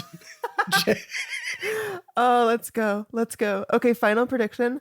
When the band set is over, these two guys sort of approach the singer and they're like, hey, we think you might have been through the same thing as us. Because you have that line about how there's hurt and we're on the road. And she just goes, what? No, man. That's so true. Yeah, I love it. Okay, well, that's Tales from the Log. Our only good segment. Their support group is called Tales from the Hog. Oh, really good. Love it. Bravo. Anyway, you're taking us to a little Mr. C scene. So here we have Mr. C and I guess this new guy, Jack. Yeah. They are ostensibly, Mr. C is like picking up a car that Jack has been working on. It looks less like a garage and more like a self-storage, like a Storage Wars kind of place. I think that's what it is. The sense I get is that he has a car stored in there for him to like switch out cars so that people aren't bugging him or something, ? Which I guess they were anyway, but I don't know. Yeah, maybe. So he picks up this car and sorry, I'm just reading your notes. This is so funny. He just grabs Jack's cheeks and goes and Jack has this like totally blank, sort of resigned look in his eyes that on first thought, I thought this was funny, but actually made me quite sad on rewatch. Yeah. He just has no power here. He's puppeteering him, right? Mm-hmm. He's, like making the guy's mouth move because this is what the evil spirits love to do. They love to control other people and make them act. And if the whole Las Vegas office guy thing is connected to this, it really feels like Mr. C's MO is basically like control as many people as I can. Mm-hmm. Yeah. If not physically, then like through threats. And that's the scene, and I really like it. It's funny, but mostly sad. Yeah. I like Jack appearing here has the energy of like in a Star Trek episode when they introduce a side character who we've never seen before, and they're like, come on, we all remember Agent Montero. And he's there to die, so that at the end of the episode they can be like, even though we had to lose Montero, this was a beautiful star or whatever. Oh my God. That's the vibe of him picking up those other two and then being at the diner and like, and you also, Jack. Which you make this exact, like you say the exact same thing in the episode I just edited. This is so funny. So funny. It is just a thing this show does. Yeah. it's like if there's a guy who's completely anonymous, he's just in the background. If we've never seen him before, but we act like we did and he has a name, he's fucked. That's just TV show rules. Completely. And he seems to be thinking the same thing as my note, which is just like, personally, if Mr. C was massaging my jowls, like, that's it. I'm over and done. And Jack seems to feel the same way. And was the case, because this is kind of a prelude to the next scene, where Mr. C pulls up to a motel where Daria is. She's on the phone with someone. And he's like, oh, shit, he's coming, and hangs up. Mr. C's like, who were you talking to? She's like, Jack, which was my immediately like, oh, Jack is dead. For sure. As soon as she said that. Which he ends up revealing he keeps the ruse a little bit of being like, Ray never showed up. Hey, let me take your gun. Anyway, I did kill Jack. And this scene's very grim. I just said it recording the content warning for this, but this is like really the threat of sexual violence and the threatened and followed through on violence against women is being shown here in ways that are like really grim and like mundane and squalid.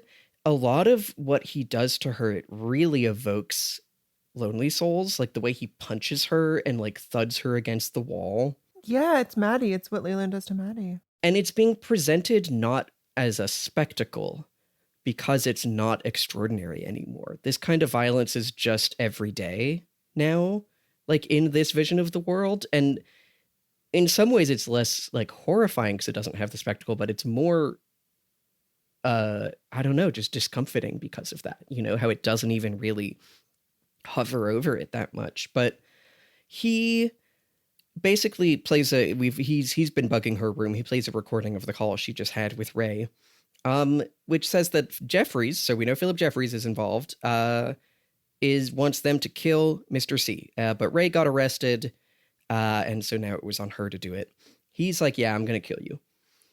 And he's like, okay, who hired you? She doesn't know, but they were gonna split $500,000. She's like really trying to talk out of it, like, oh, I wouldn't have done it, but he is just like all business. And he starts telling her some facts about him, which is how you know that she is in fact fucked. You know, when the villain starts telling you that they're going to get pulled into the Black Lodge, that's how you know that you are dead. I'm talking about this kind of jokingly, but it is like genuinely very upsetting. Yeah. Here's what we know about him. He was supposed to get pulled into the Black Lodge tomorrow or the day after, but he has a plan about that. He wants to know if Ray got info from Hastings' secretary like he said he would, and he wants to know about coordinates.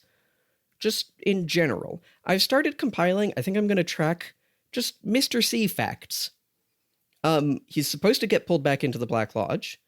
He likes to make horrible dioramas of suffering. He's looking for this thing, and he pulls out a playing card of Ace of Spades, but with a like weird shape drawn on it that looks kind of like an ant head, and like scribbles and like holes punctured in it. Yeah. So whatever that is, he's looking for it. And he cares about coordinates for an unknown reason. So those are the things that we know about him as of now. And then he does in fact kill her, and it is upsetting. It's terrible. Like broadly, other notes I had on this, honestly, my first note is just, this season is going to be rough for Lily, who doesn't like keeping track of criminal conspiracies. Yes. Oh my God, I could tell immediately. I want to say something about his like demeanor in this, because in some ways he's like almost unrecognizable as Kyle MacLachlan. Like he's so different from Dale, but there is also some Dale in him. I think the way that he's like, yes, Daria, I'm going to kill you. Now answer my question about coordinates. It does kind of have the same energy as like when Dale is like in investigating mode and calculating, and he like doesn't really answer someone's question because he's thinking about something else for a second, and then is like straight to the point, like, did they say anything about this? That is kind of the same energy that Mr. C has here. There were times in especially season 1 that Dale could be like surprisingly cold when he was at work. Yeah. Even coercive, like with Bobby in the first couple episodes. Yes, definitely. I agree. So I think it's really interesting that we do kind of see Dale in this. Yeah, it's really grim how they just make us watch the whole killing her. Like beating her and stuffing her head under the pillow and shooting and then checking and everything. I think this is a phenomenal scene. I think the way the violence happens, like in starts and fits, is not something I've really seen before. You know, like Mm-hmm. Mr. C attacks Daria whenever she starts like becoming agitated, and then the violence like pacifies her, you know? Like it Mm-hmm. just disorients her or something. She's freaking out. He smashes her head against the wall, and then they talk for a while, and then she panics again, and he, yeah, I think like punches her. God, it's just like there's a little moment of safety and civility in there that totally makes it feel worse. Mm-hmm. Um, what I mostly want to talk about here is the gender of it all, Yeah. which is that Daria like very much knows that she is in peril, right? Like Mm-hmm. the scene begins and she's like, shit, he's coming. I have to get off the phone. She knows that like she would be totally fucked if Mr. C found out about this. But her response to that obvious danger is to like make herself appear smaller, less menacing, make Mm-hmm. herself actually a lot more vulnerable. Mm-hmm. Like, first of all, she's like almost naked. Yeah. Second, she lets Mr. C take the gun, Mm-hmm. which, okay, quick sidebar about that. Initially, Mr. C just like comes in, opens a drawer, and then says, "Where's your gun?" And I can picture a version of the scene where the gun was in there and he just shoots her like immediately, Yeah. you know? Yeah. That was like such a good, like almost like No Country for Old Men type detail. He is kind of giving Anton Chigurh. Completely. Yeah. Yeah. Works by his own baffling rules, like perfectly and without any passion. Um, but once it is like basically clear that she is going to die, and I think she realizes there's no way out of this, the affect she takes on is like it's almost baby talk. She makes her voice really, really small and sort of looks to him like an infant would look to their parent, you know? Like in like a total dependency. She like leans into him and allows him to like wrap his arm around her. Um this feels like I do see a Laura parallel here, you know? In terms Mm-hmm. of you're coping with the obvious danger to your life by like sort of doing it on purpose as a strategy, and it totally does not save her or do her any good. But it's just like, you know, it's kind of what we're taught to do. It's like a fawn response. And I do really like that, like, yeah, everything you're saying of like the way that this guy is evil and moves through evil in the world, and just the way men like this do, part of the effect of it is to make you have to play into patriarchy. Like that is how it is being enacted. I love that. Yeah. Like, it's almost like maybe she thinks she can get out of this by like massaging like his masculinity. No, absolutely. Yeah. It's really, I really like that. I do have a couple questions about this scene. Okay, two quick comments first. One, Mr. C puts his shoes on the bed. I think this might be a pretty bad guy. Damn. I don't like that at all. Shoes on the bed alert, -5 points. Um, because as we know, we're scoring every character on a rubric. Yeah. Second of all, the thing on the Ace of Spades. First of all, Ace of Spades, total like perfect tropey card to have in your little pocket. I think it's the Black Lodge symbol, right? Like it's the petroglyph and it's the symbol on the ring in Fire Walk with Me. Not identical, like it's more rounded, but it's extremely close, I think. That is exactly, wow, it's true. I never even clocked that. That is definitely true. Yeah. Yeah. Also, you know the comic What Happens Next? Uh-huh. I just realized that one of the girls in that comic has a tattoo of this symbol. That's so funny. I've been tempted before to get like a Twin Peaks tattoo in commemoration because you know I love this show. But anything I think of feels pretty cursed, and like this did enter my mind. What if I got that symbol? But I think, I think if I thought about it too long, it would really freak me out. You know what it also reminds me of is the like Treasure Island like black spot. Treasure Island? Treasure Island is like a like pirate adventure novel from the 1800s that I honestly mainly know from having seen Muppet Treasure Island as a kid, but like this is one of Hell the like yeah. we're getting Long John Silver's gold, but they give you a black spot to tell you that you're like you've been the pirates are marking you for death or whatever. Interesting. Interesting. Yeah. Okay, so those were my little comments, my questions. Jack wiring the car. What does that mean? Does that mean like he hot wired the car? Because Mr. C says like I killed Jack after he wired the car. I couldn't tell if that was like in retaliation for him wiring the car, which I did not want him to do, or wiring the car was the thing I hired him to do, and now I don't need him, so I killed him. Yeah, I agree. Unclear. It feels like he was wiring it as part of their conspiracy with Philip Jeffries, I guess. But I agree that it is not super clear to me either. Okay. Second, this is so interesting. Upon replaying Ray and Daria's phone call, Mr. C says, "Do you really expect me to believe that Ray's in prison for carrying guns over a state line?" But like, they didn't know they were being listened to. Why would Ray have been lying about that? I don't know, there's just like layers of performance and deception here. Yeah, like unless Ray was like trying to set her up because he like was chickening out or something. Sure. And then I guess like in the moment that follows this, which we can get into, like he does look up a prison blueprint. So I assume that he does believe it. I don't know. Maybe that's just one of those lines that is like trying to do criminal tropey stuff and I'm overthinking it. It could just be that like he's paranoid and is second guessing everything, He assumes everyone's lying all the time. Oh, sure. But speaking of the next bit, yeah, take me there because this next bit is also crazy. Yeah, okay.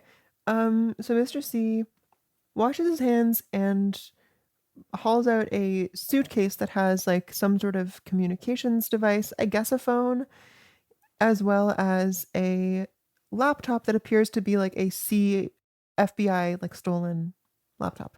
He starts by talking with the person he thinks is Philip Jeffries, but seems like it is not, who tells him, "You met with Garland Briggs. I called to say goodbye." It seems like this is someone who probably has to do with the whole murder plot against Mr. C. Maybe I misheard this, but I think the voice on the phone says, "You're going back in tomorrow and I will be with Bob again." Yeah, that is the line. What? So what? What? I will be with Bob again? Because you would think Mr. C would be with Bob again, The fact of both Frank Silva and David Bowie having died makes me enormously curious how any of this is going to work. Yeah. So, I have a couple thoughts on this. Yeah. I don't think this is Philip Jeffries. I agree. Like, the way he's like, this is Philip Jeffries, right? Also, of the few things we know about Philip Jeffries, he talks with David Bowie's really bad Southern accent, which this voice does not have. Yeah. The last time we saw Bob was in the reflection of Mr. C at the end of season 2. So it could be that Bob is still with Mr. C, and whoever is speaking here is maybe in the Black Lodge and is like, you're going back into the Black Lodge, and then I will be with Bob again because Bob will be here with me. Does that make sense? I don't think I get it. I believe you that it makes sense. I just don't think I get it. What part?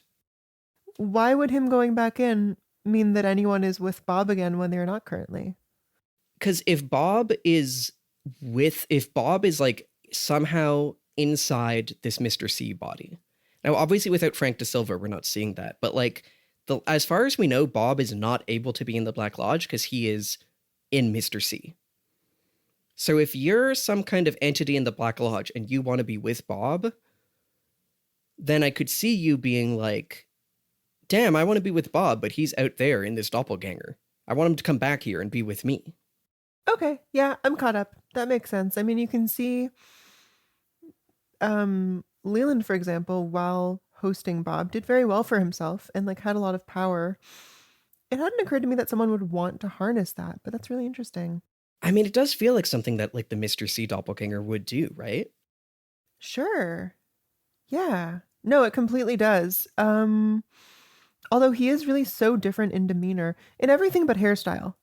Yeah, that's true. On that front, they're actually really on the same page. You know, obviously, like, there's an amount of that has to be just like, you know, Frank Silva is dead, but it does feel like this isn't Bob possessing this guy. This guy is his own thing, but maybe he wants to have Bob with him to like somehow, you know, it increases his power level or whatever the fuck, you know?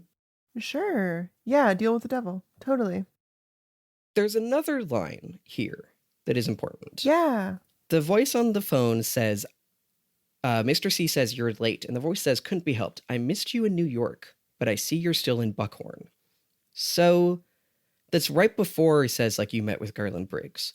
So as far as entities that are in the Black Lodge and might want Bob back, we have seen one in New York just the previous episode. That's very true. That's very true. The thing that came out and got those people when they were watching the box. Interesting. It did not occur to me that could be like a corporeal being who can place phone calls. I agree, but it does feel like somehow this thing is calling from the Black Lodge in some, like, it feels that way. That is the only thing that we've seen in New York, unless it's Dale Cooper, who we just saw emerge in New York, who I guess was also the day before, but that also feels confusing. It does feel really pointed to me, though, that Dale, like Mr. C does not go to New York, but Dale does. Yeah, I agree. So those are all some things that are bouncing around that I just want to call attention to about this. I do also really like his FBI Google Maps. I like the little, like, computer pull up prison and show me where it is. And they download the prison? Yeah, yeah. With the also super prominent Microsoft logo, by the way. Yeah, product placement. Back again. It is goofy, but it does also speak to, like, the idea of this evil guy having the resources of the FBI is very scary. And again, does speak to, like, damn, Dale Cooper, you really set the shit up, you know? Oof. Man, totally. And then we get the other end of this scene where he goes next door and there's another lady there. Yeah, there is a woman named Chantal who answers the door with a gun. Mr. C basically says, like, can you clean up the room? Chantal's like, you get Daria? Thank God, I was getting jealous of that bitch, or something like that. I think literally, yeah. And so Mr. C asks her to go with her husband to do a job somewhere. Presumably it has to do with the prison.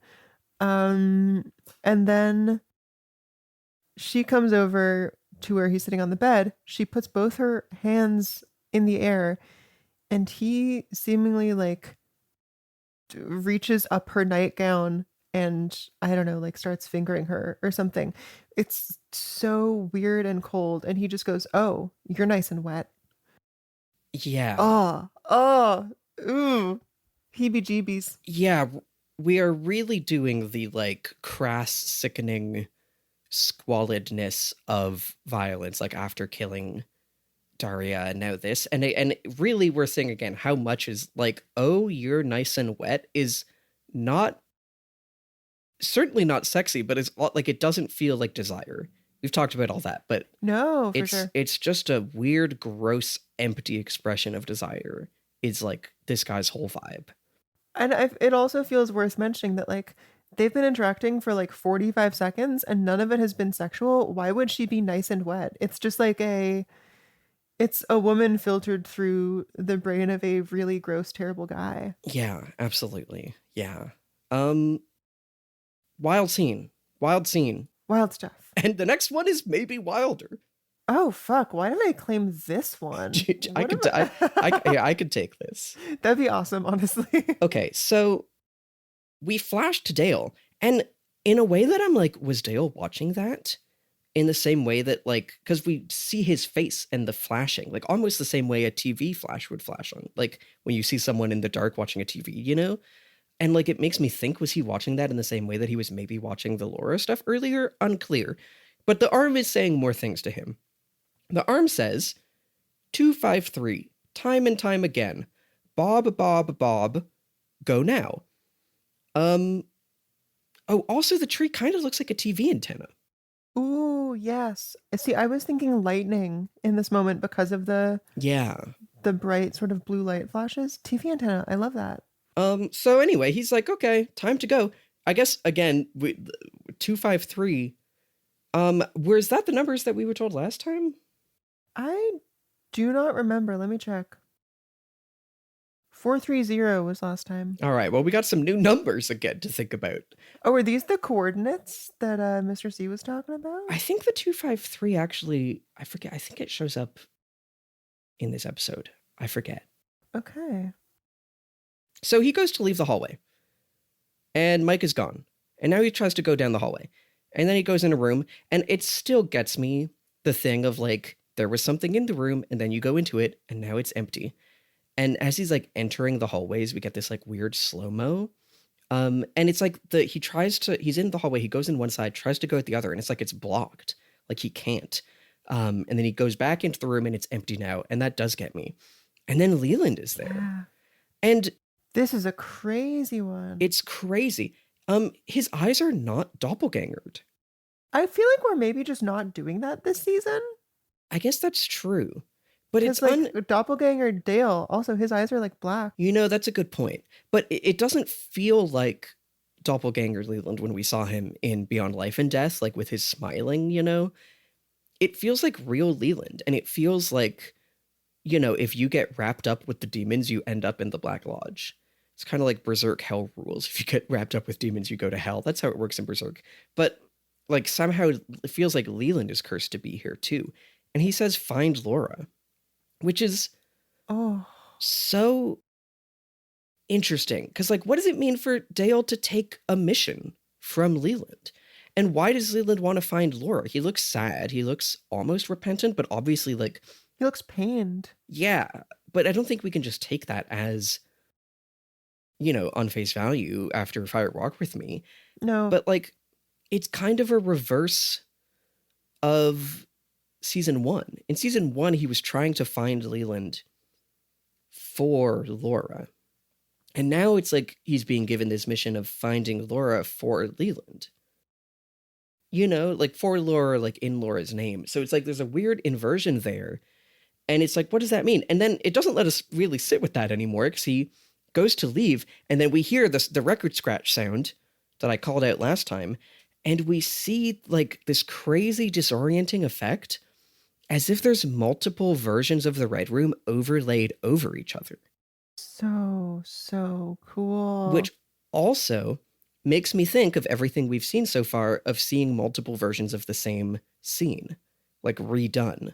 As we saw with the ring in The Missing Pieces, and as we saw with Laura Dream earlier, like something is being overlaid potentially. There's 2 versions of this shot of that corner of the room that are like being forced over each other, and this record scratch is somehow connected to this. Mike is like, something's wrong, and Dale's trying to go through the hallway, and he does open the curtain, and he sees just the highway. Like the middle of the day highway is crazy. Oh, it's from one battle after another. Oh my god, yeah. And Mr. C is driving on it, and it feels like, whoa, if he walks out, does he like force himself into Mr. C's body or like something? But unfortunately, the arm also has a doppelganger, which we did see in Beyond Life and Death. And the arm, in its evolution, has a new ability to disguise itself as statue. We get a big zoom in on the statue, and then it turns into the arm, and then it fucking is like slamming at him. Fucking crazy. When I first watched this in like 2020, beginning of 2023, I live tweeted, and this is a tweet that I made that I remember. Fucking statue ambush tree arm doppelganger floor collapse shit. Fucking Dark Souls level design move they pulled on my man. Fucking Patches the Spider move they pulled on Dale Cooper.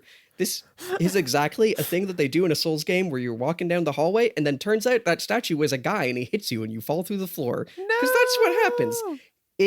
We see the floor, and it's like the zigzag of the like white and black are now like physical things that are lifting and falling like out of sync with each other. This is incredible. This is like, I gasped. It's crazy. Dale's like, whoa, whoa, whoa. And the tree screams at him, non existent, fucking trying to cast him into like non existence.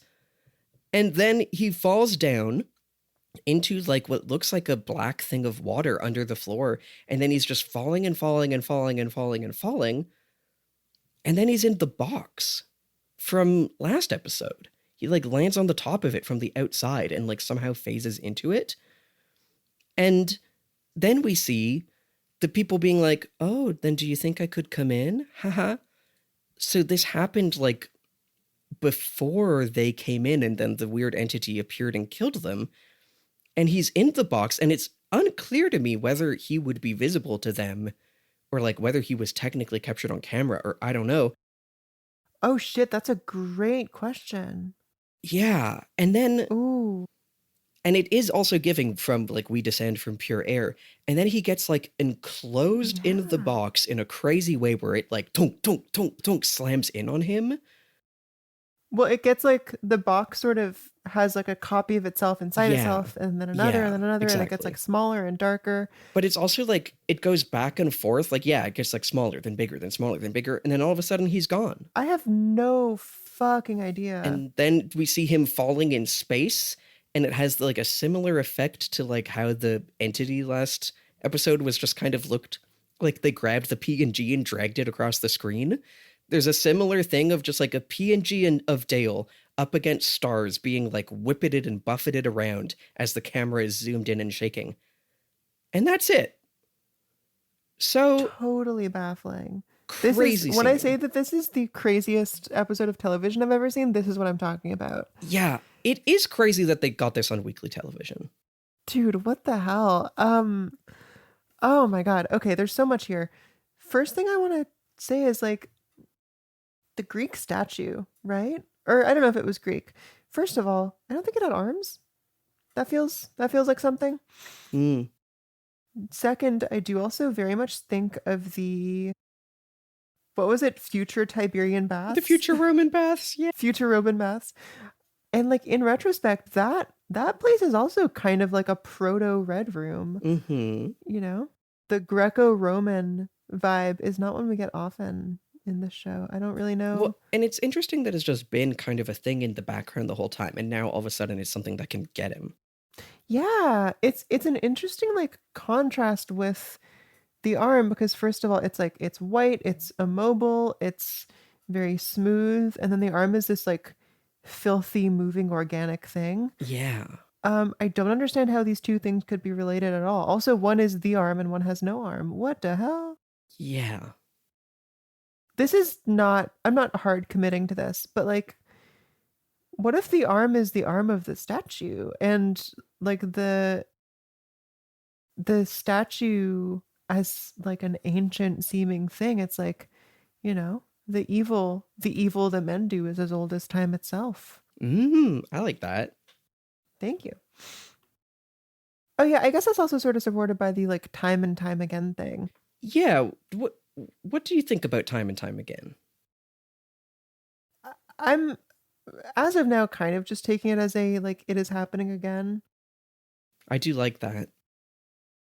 The Black Lodge and related spirits seem to just like repeatedly infringe upon the world and cause suffering, and it just seems like no one has really managed to seal in that evil. But again, like it's just so complicated by the fact that it is one of the freaky evil guys who is saying this. Time and time again feels like a really weary and sort of careworn way to put this. Also, I think we started that joke in a TSTV DVD episode, so it's like totally non-linear for the listeners. The floor thing is incredible when it starts like shifting up and down.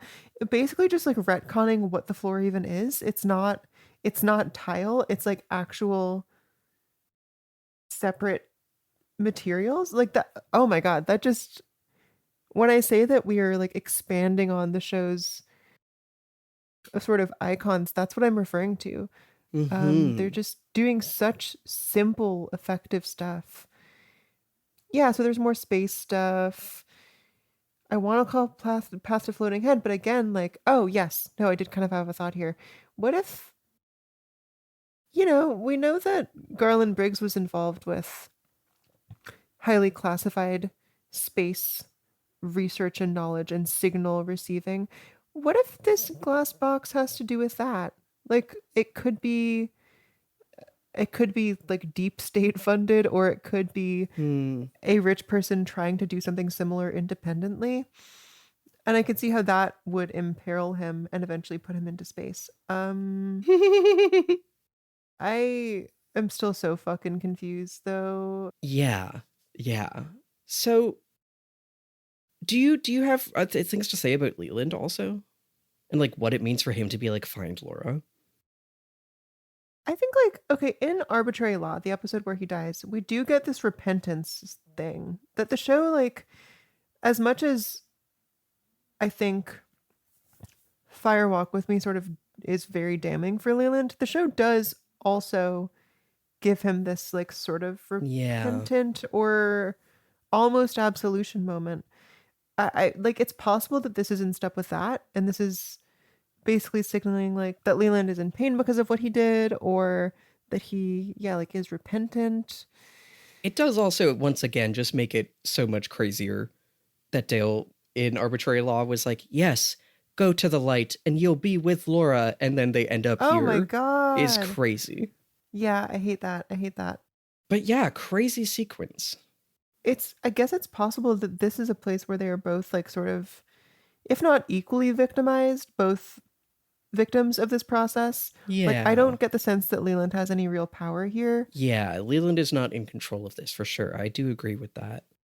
So I wonder if he just wants her, not like safe, that's too charitable, but like he probably has a sense of what has just happened to her and Yeah.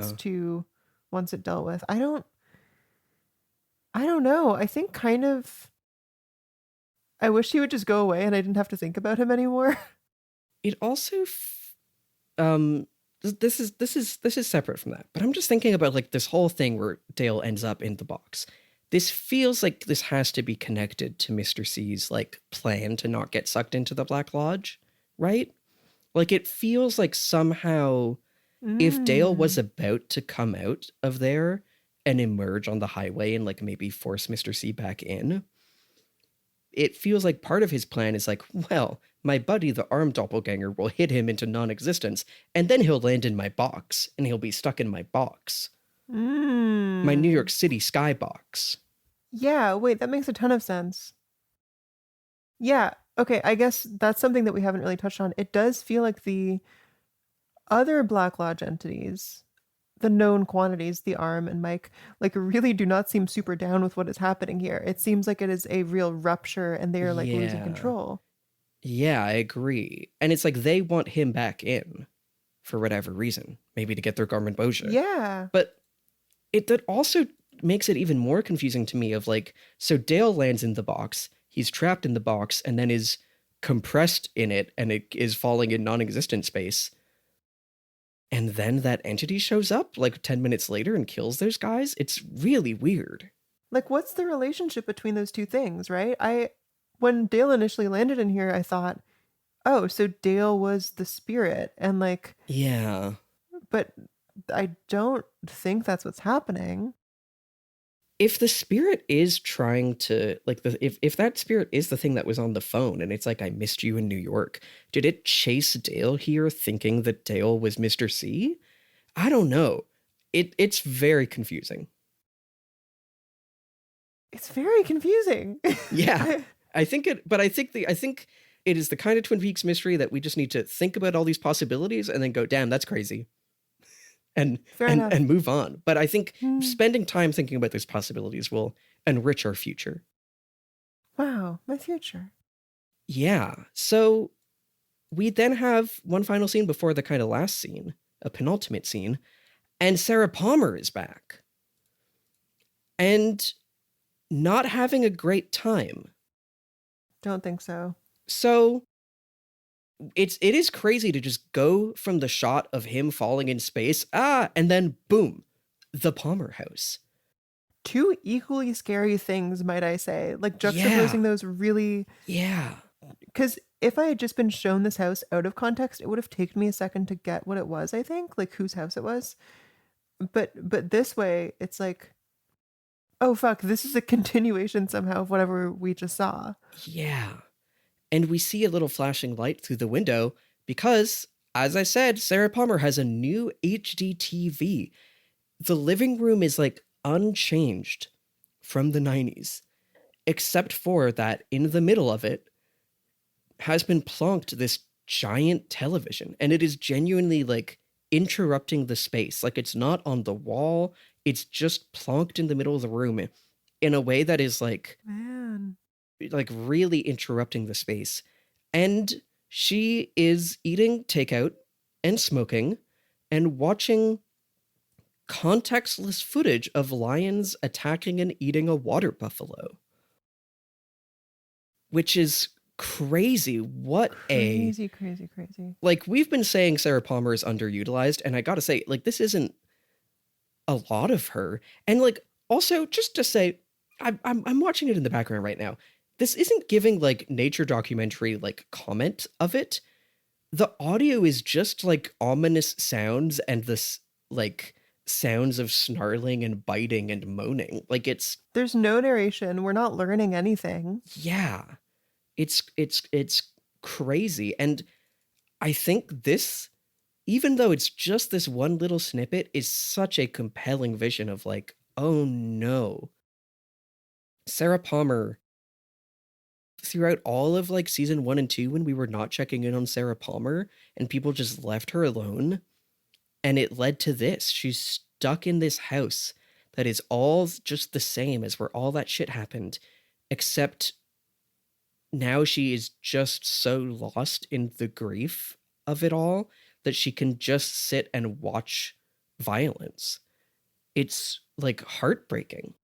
It feels notable also that the most graphic thing we see is like the lion like biting the mouth, like the jaw of the buffalo, like a kiss. Mm-hmm. Yeah, this is heartbreaking. And like also it's on TV. She's like, it's kind of an invitation to love thing, actually. Oh my God, it is. Yeah. Like, isn't this just what happened in her house translated Yeah. into television, but like the kind of TV that was big in the 2010s? And the kind of, it's the same kind of, like, this violence is presented in the same way as all the violence that we just saw in the last 2 episodes, you know? Yeah, it's colder, right? Yeah. Oh, I love that this is the invitation to love. Oh, I love that. This is the TV reflecting the world back at us now. And like, I don't know, there's something like she needs to fill the empty space with this violence. And it's like, is she imagining herself as the lion or as the water buffalo? Does she just want to be able to try, like, does she feel the need to like put the spectacle of violence back in the world? And again, the way it's presented so unspectacly is so in line with everything we were saying with the violence. It's, I don't know, it's just such a like devastating sight at like, it's been 25 years and this is Sarah Palmer in the ruins of her old life, you know? Fuck, man, feels pretty bad. Also, I again think of Kellyanne in Red Rooms watching the snuff films. Oh my God, Or yeah. the first one, you know? And I do think the way that she's watching it so dispassionately is kind of like Mr. C also.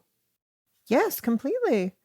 Yeah, something about the world has just like rotted people into this, I think. And I think it's really interesting in all this that she doesn't, it feels like she maybe sees herself a bit in the lion. Like, it feels like somehow everything that has happened has led her to like need to have this violence in some way, but also like there's something about her demeanor that is like, it's unclear where it is this her being like, I need to relive my victimization, or is this her being like, and what if I fucking killed them? What if I was the one who got to do that? I don't, it's Wow. it makes it so heartbreaking how much no one was checking in with her at all in the original run. and this is where she ended up. It is like truly heartbreaking. Justice for Sarah. Yeah. God. Oh. And then we get the final scene. Yeah. Let me take this one. So we are at the Roadhouse. Remember Roadhouse? It's where all kinds of crazy stuff happens. It's back. It seems more of a normal bar now. Like I feel that the layout is different. Definitely more of a modern thing. A lot of people are here like standing and sort of bopping to the music. There is a cool musical number by the band Chromatics. But the main thing here basically is that Shelley is back. Let's go. And she's sitting at a table with a bunch of her friends, and the scene sort of opens with her saying a totally like nondescript cliche of a line, like, "No, my daughter is with the wrong guy." This is what gave me "I think you should leave" vibes. Oh my god. But like, you know, when something, yeah. I mean, I do think for Shelley to be saying that with her experience with Leo is not nothing. No, that's very true. But it is still being delivered in that way. So yeah.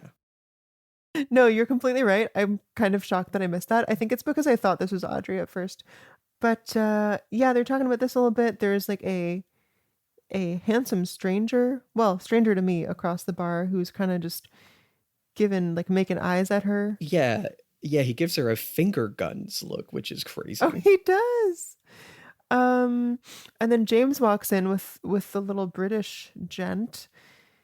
And we know he's British because James is like, "This place is great," and the guy says, "Yeah, it's the dog's bollocks in here." Is that supposed to be a compliment? I guess so. I feel like it's not. I don't think anyone in the United Kingdom has ever said that. I think that was I don't think that's real. The show has a quota of exactly one like absurd British caricature. Yeah, exactly.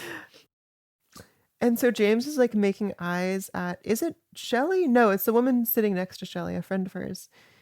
And they talk a little bit about like, "Oh my God, it's James. He's looking at you again. That James is weird." And then is it Shelley who says, "It is Shelley," yes. Yeah, she gives like a really actually quite sweet, and again, very "I think you should leave" defense of him. James was in a motorcycle accident. He's just quiet now. James is still cool. He's always been cool. I am going to be so cursed this whole season thinking about this is Tim Robinson writing. That is exactly how a character in an "I think you should leave" skit would defend someone. Like, it doesn't really make sense. It doesn't really connect, but sure, you know? Yeah. James has always been cool. It's like very sweet. I don't know that she and James ever interacted in the original show. Yeah. Anyway, then we get a bunch of song, which I like. Good song, good for atmosphere. You get the really striking onstage blue light, but given like a more modern, less saturated look to it. And roll credits over the song, and that's the episode. I really like this scene. First of all, it is just crazy to go from everything that we just saw with the Black Lodge and him falling and all that to Sarah Palmer to then we're at the Roadhouse. Hey guys, we're at the Roadhouse. Remember Shelley? Yay. It is truly disorienting. And I really love what you're saying. It looks more like a real bar and less like a set of a bar, just in how it's lit, in how people are existing in it.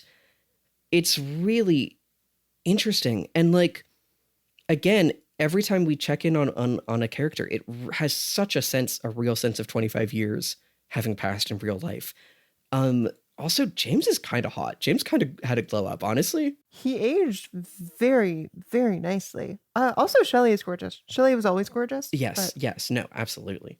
And I love, there was a reel that I didn't send to you, but it's just, like, why Twin Peaks: The Return is so good. And there's a line from it that's like, you'll see a character that you do recognize, and they're arguing with a character you don't recognize about shirts, and it's the best thing you've ever seen.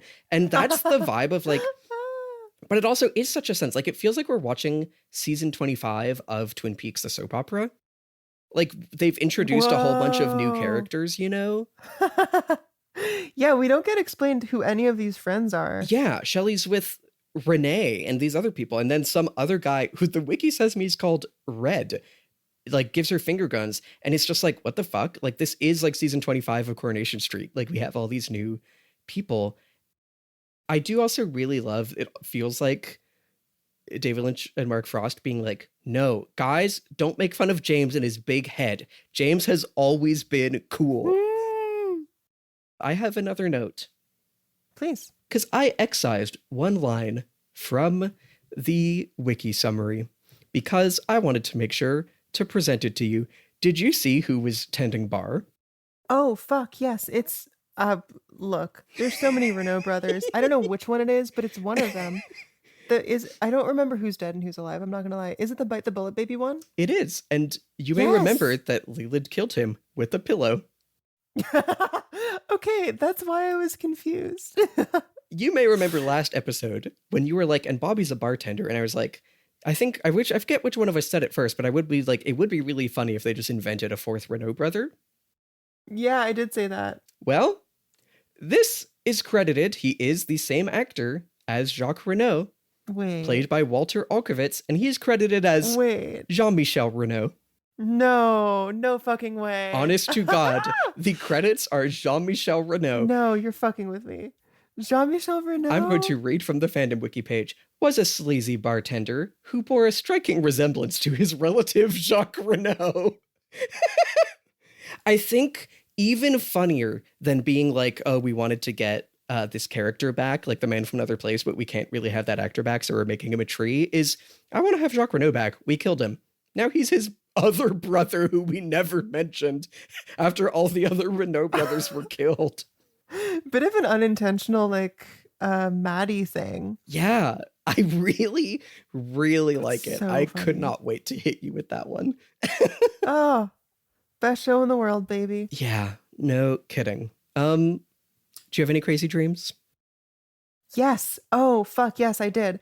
Lily's Nightmare Corner pays dividends. Fuck yes. Have been taking that valerian root tea again. First of all, I sleep so well. It's just like, this is nothing illicit. Not that there's anything wrong with that, but you can get it at the store. It's like a sleepy time tea. And it gives you funky dreams. And I dreamt an entire episode of Twin Peaks 80. Oh my God. Like start to finish. In fact, it was an alternate pilot to the show. The major change is that Twin Peaks, instead of being in the Pacific Northwest, is either at the edge or in the middle of an enormous like sand dune desert. That's crazy. Let me hit you with some details of this. None of this. Twin Peaks Dune. Yeah. So like the Great Northern in particular is like in really the middle of the desert, and then the rest of the town is like sort of in an oasis. It's so funny. Philip Jeffries is portrayed by Colin Firth. Oh my God. And he's just looking for a hotel room in the sand dunes. So he's walking from the town to the dunes, but he winds up in the wrong place at the wrong time and overhears something he should not have overheard and gets implicated in some big criminal conspiracy. Oh my God. Other things that happen. Dale is talking to Mike, and Mike wants to help but tells him, just so you know, I can only speak until I see James. Oh, that's so funny. Like once he sees James, he's like, I'm out. That's so funny.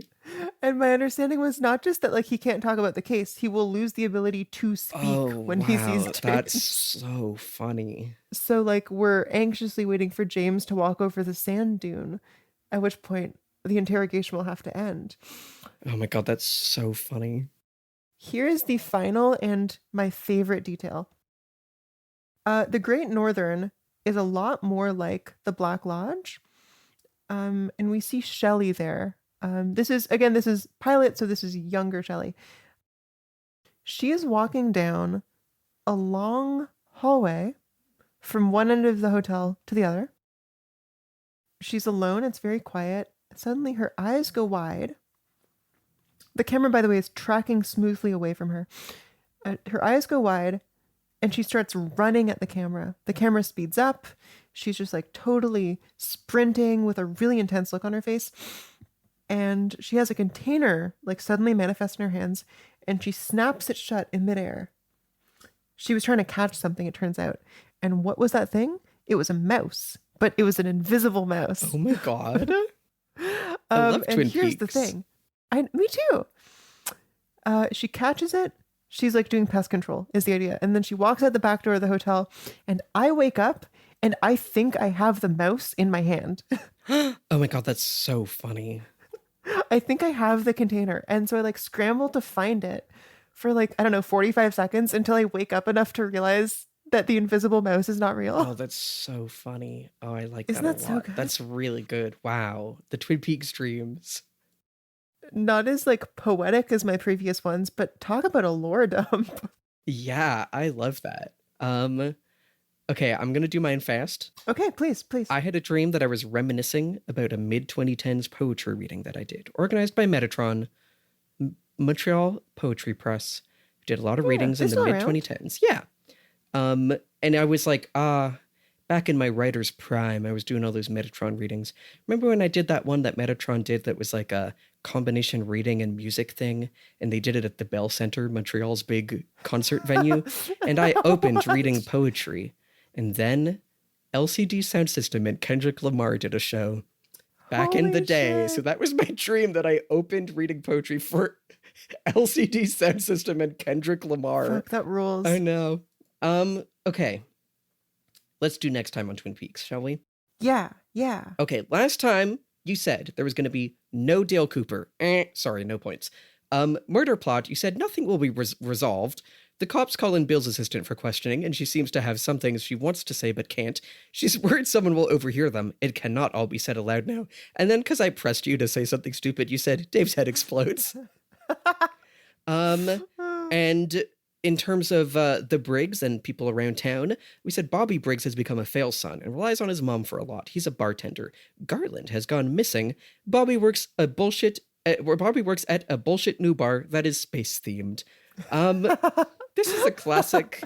I pressed you to say something about the murder plot, and it gave us even less than. I would actually say, like, I say nothing will be resolved. I expected. You know, she did get shot. She got shot, and we sort of know who did the murder. You know, fair enough. I said nothing will be resolved. I actually learned way more than I expected to. Fair enough. Well, then you get 0 points all around. Nothing for me. Okay. For next time, and I am going to make you say now, what is perhaps our final Past a Floating Head? Oh my goodness. Okay. You know, my memory of the famous floating head screenshot that I wasn't supposed to see is that it was in black and white. I'm just going to run with that and say Major Briggs, through his work with the military, is brought to the Glastonbury Grove. I think it may be like a dark sky area. Let's just roll with that. Do you think this is happening now or happened in the past? I think we got a suggestion that Major Briggs is actually still around. Well, we know, yeah, we're told that Evil Coop talked to him somehow. Oh, that's true. That could mean lots of things, couldn't it? It could mean lots of things. I'm going to say that this happens next episode. Okay. Why not? I'm going to need some help articulating this.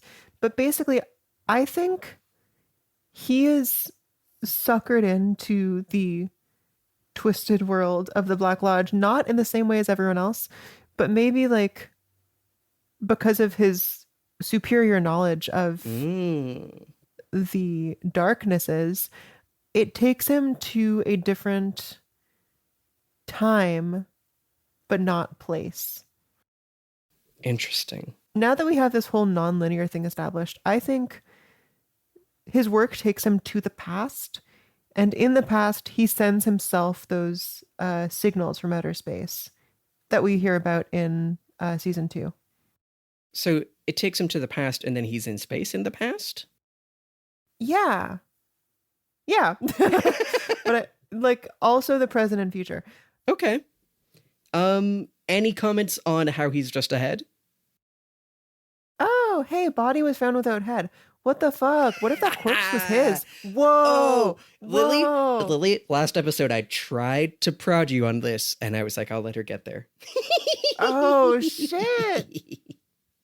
What if Wait. that corpse is his? That would be crazy. We don't know. We Oh don't my know whose it is. God. It's a man's corpse. What the hell? Okay, it's locked in. That's crazy. Triumph. Thank you for getting me there. Okay, but how does this connect to this? Like, does the Black Lodge send his head to space and his body to Ruth Davenport's apartment, or like, how does that happen? So I guess I'm guessing that Mr. C killed him for posing some sort of threat to the Black Lodge entities, or Mr. C in particular.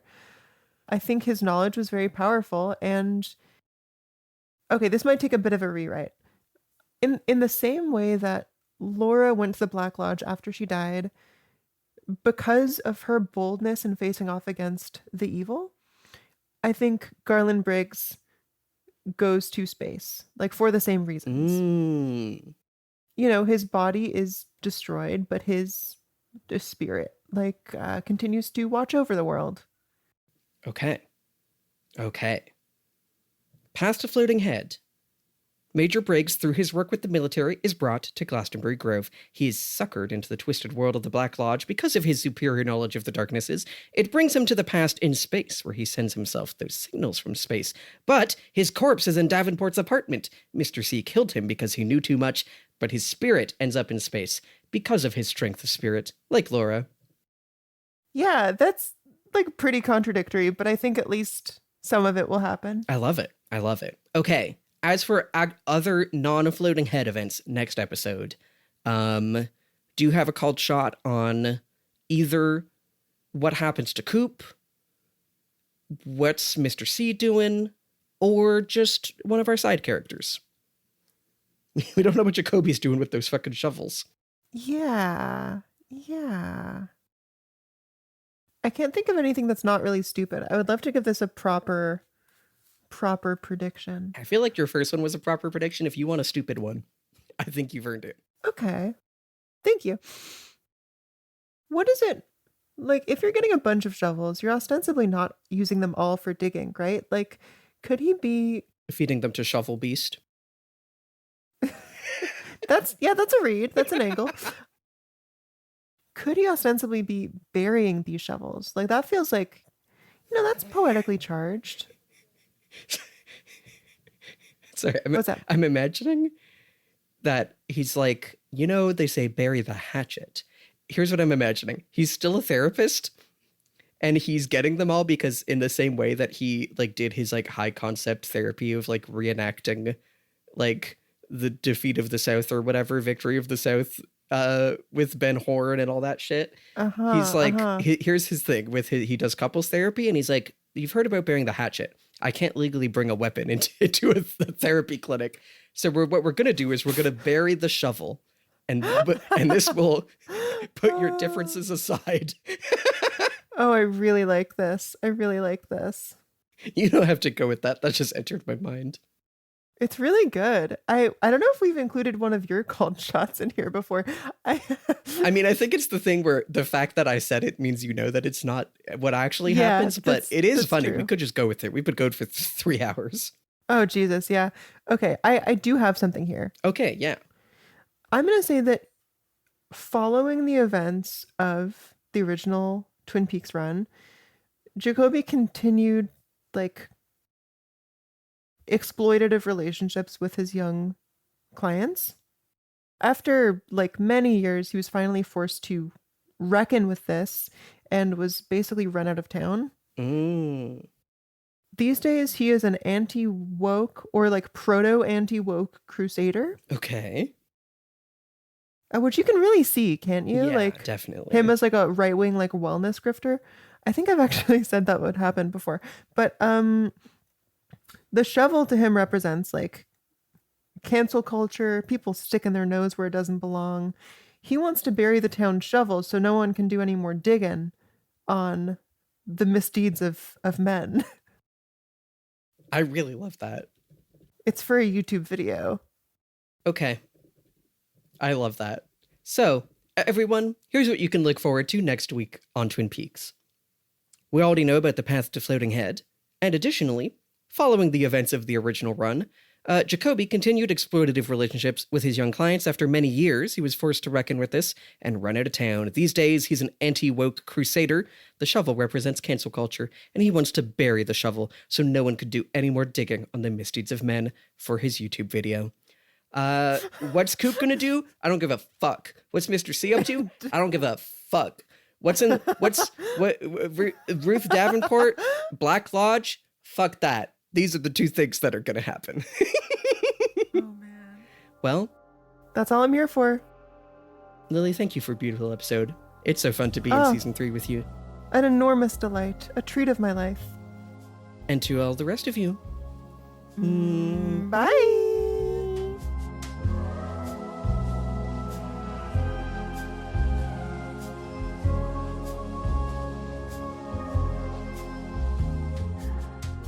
TSTV is hosted by Sadie Avery Lake and yours truly, Lily Alexander. Our music is by Jamie Page, the show art is by Maya Fernandez-Giles, and this episode was edited by me. If you have any burning questions or comments, we would love to hear from you. Please send us an email at hello@tstv.show, and we may respond in a future episode. Thanks for listening.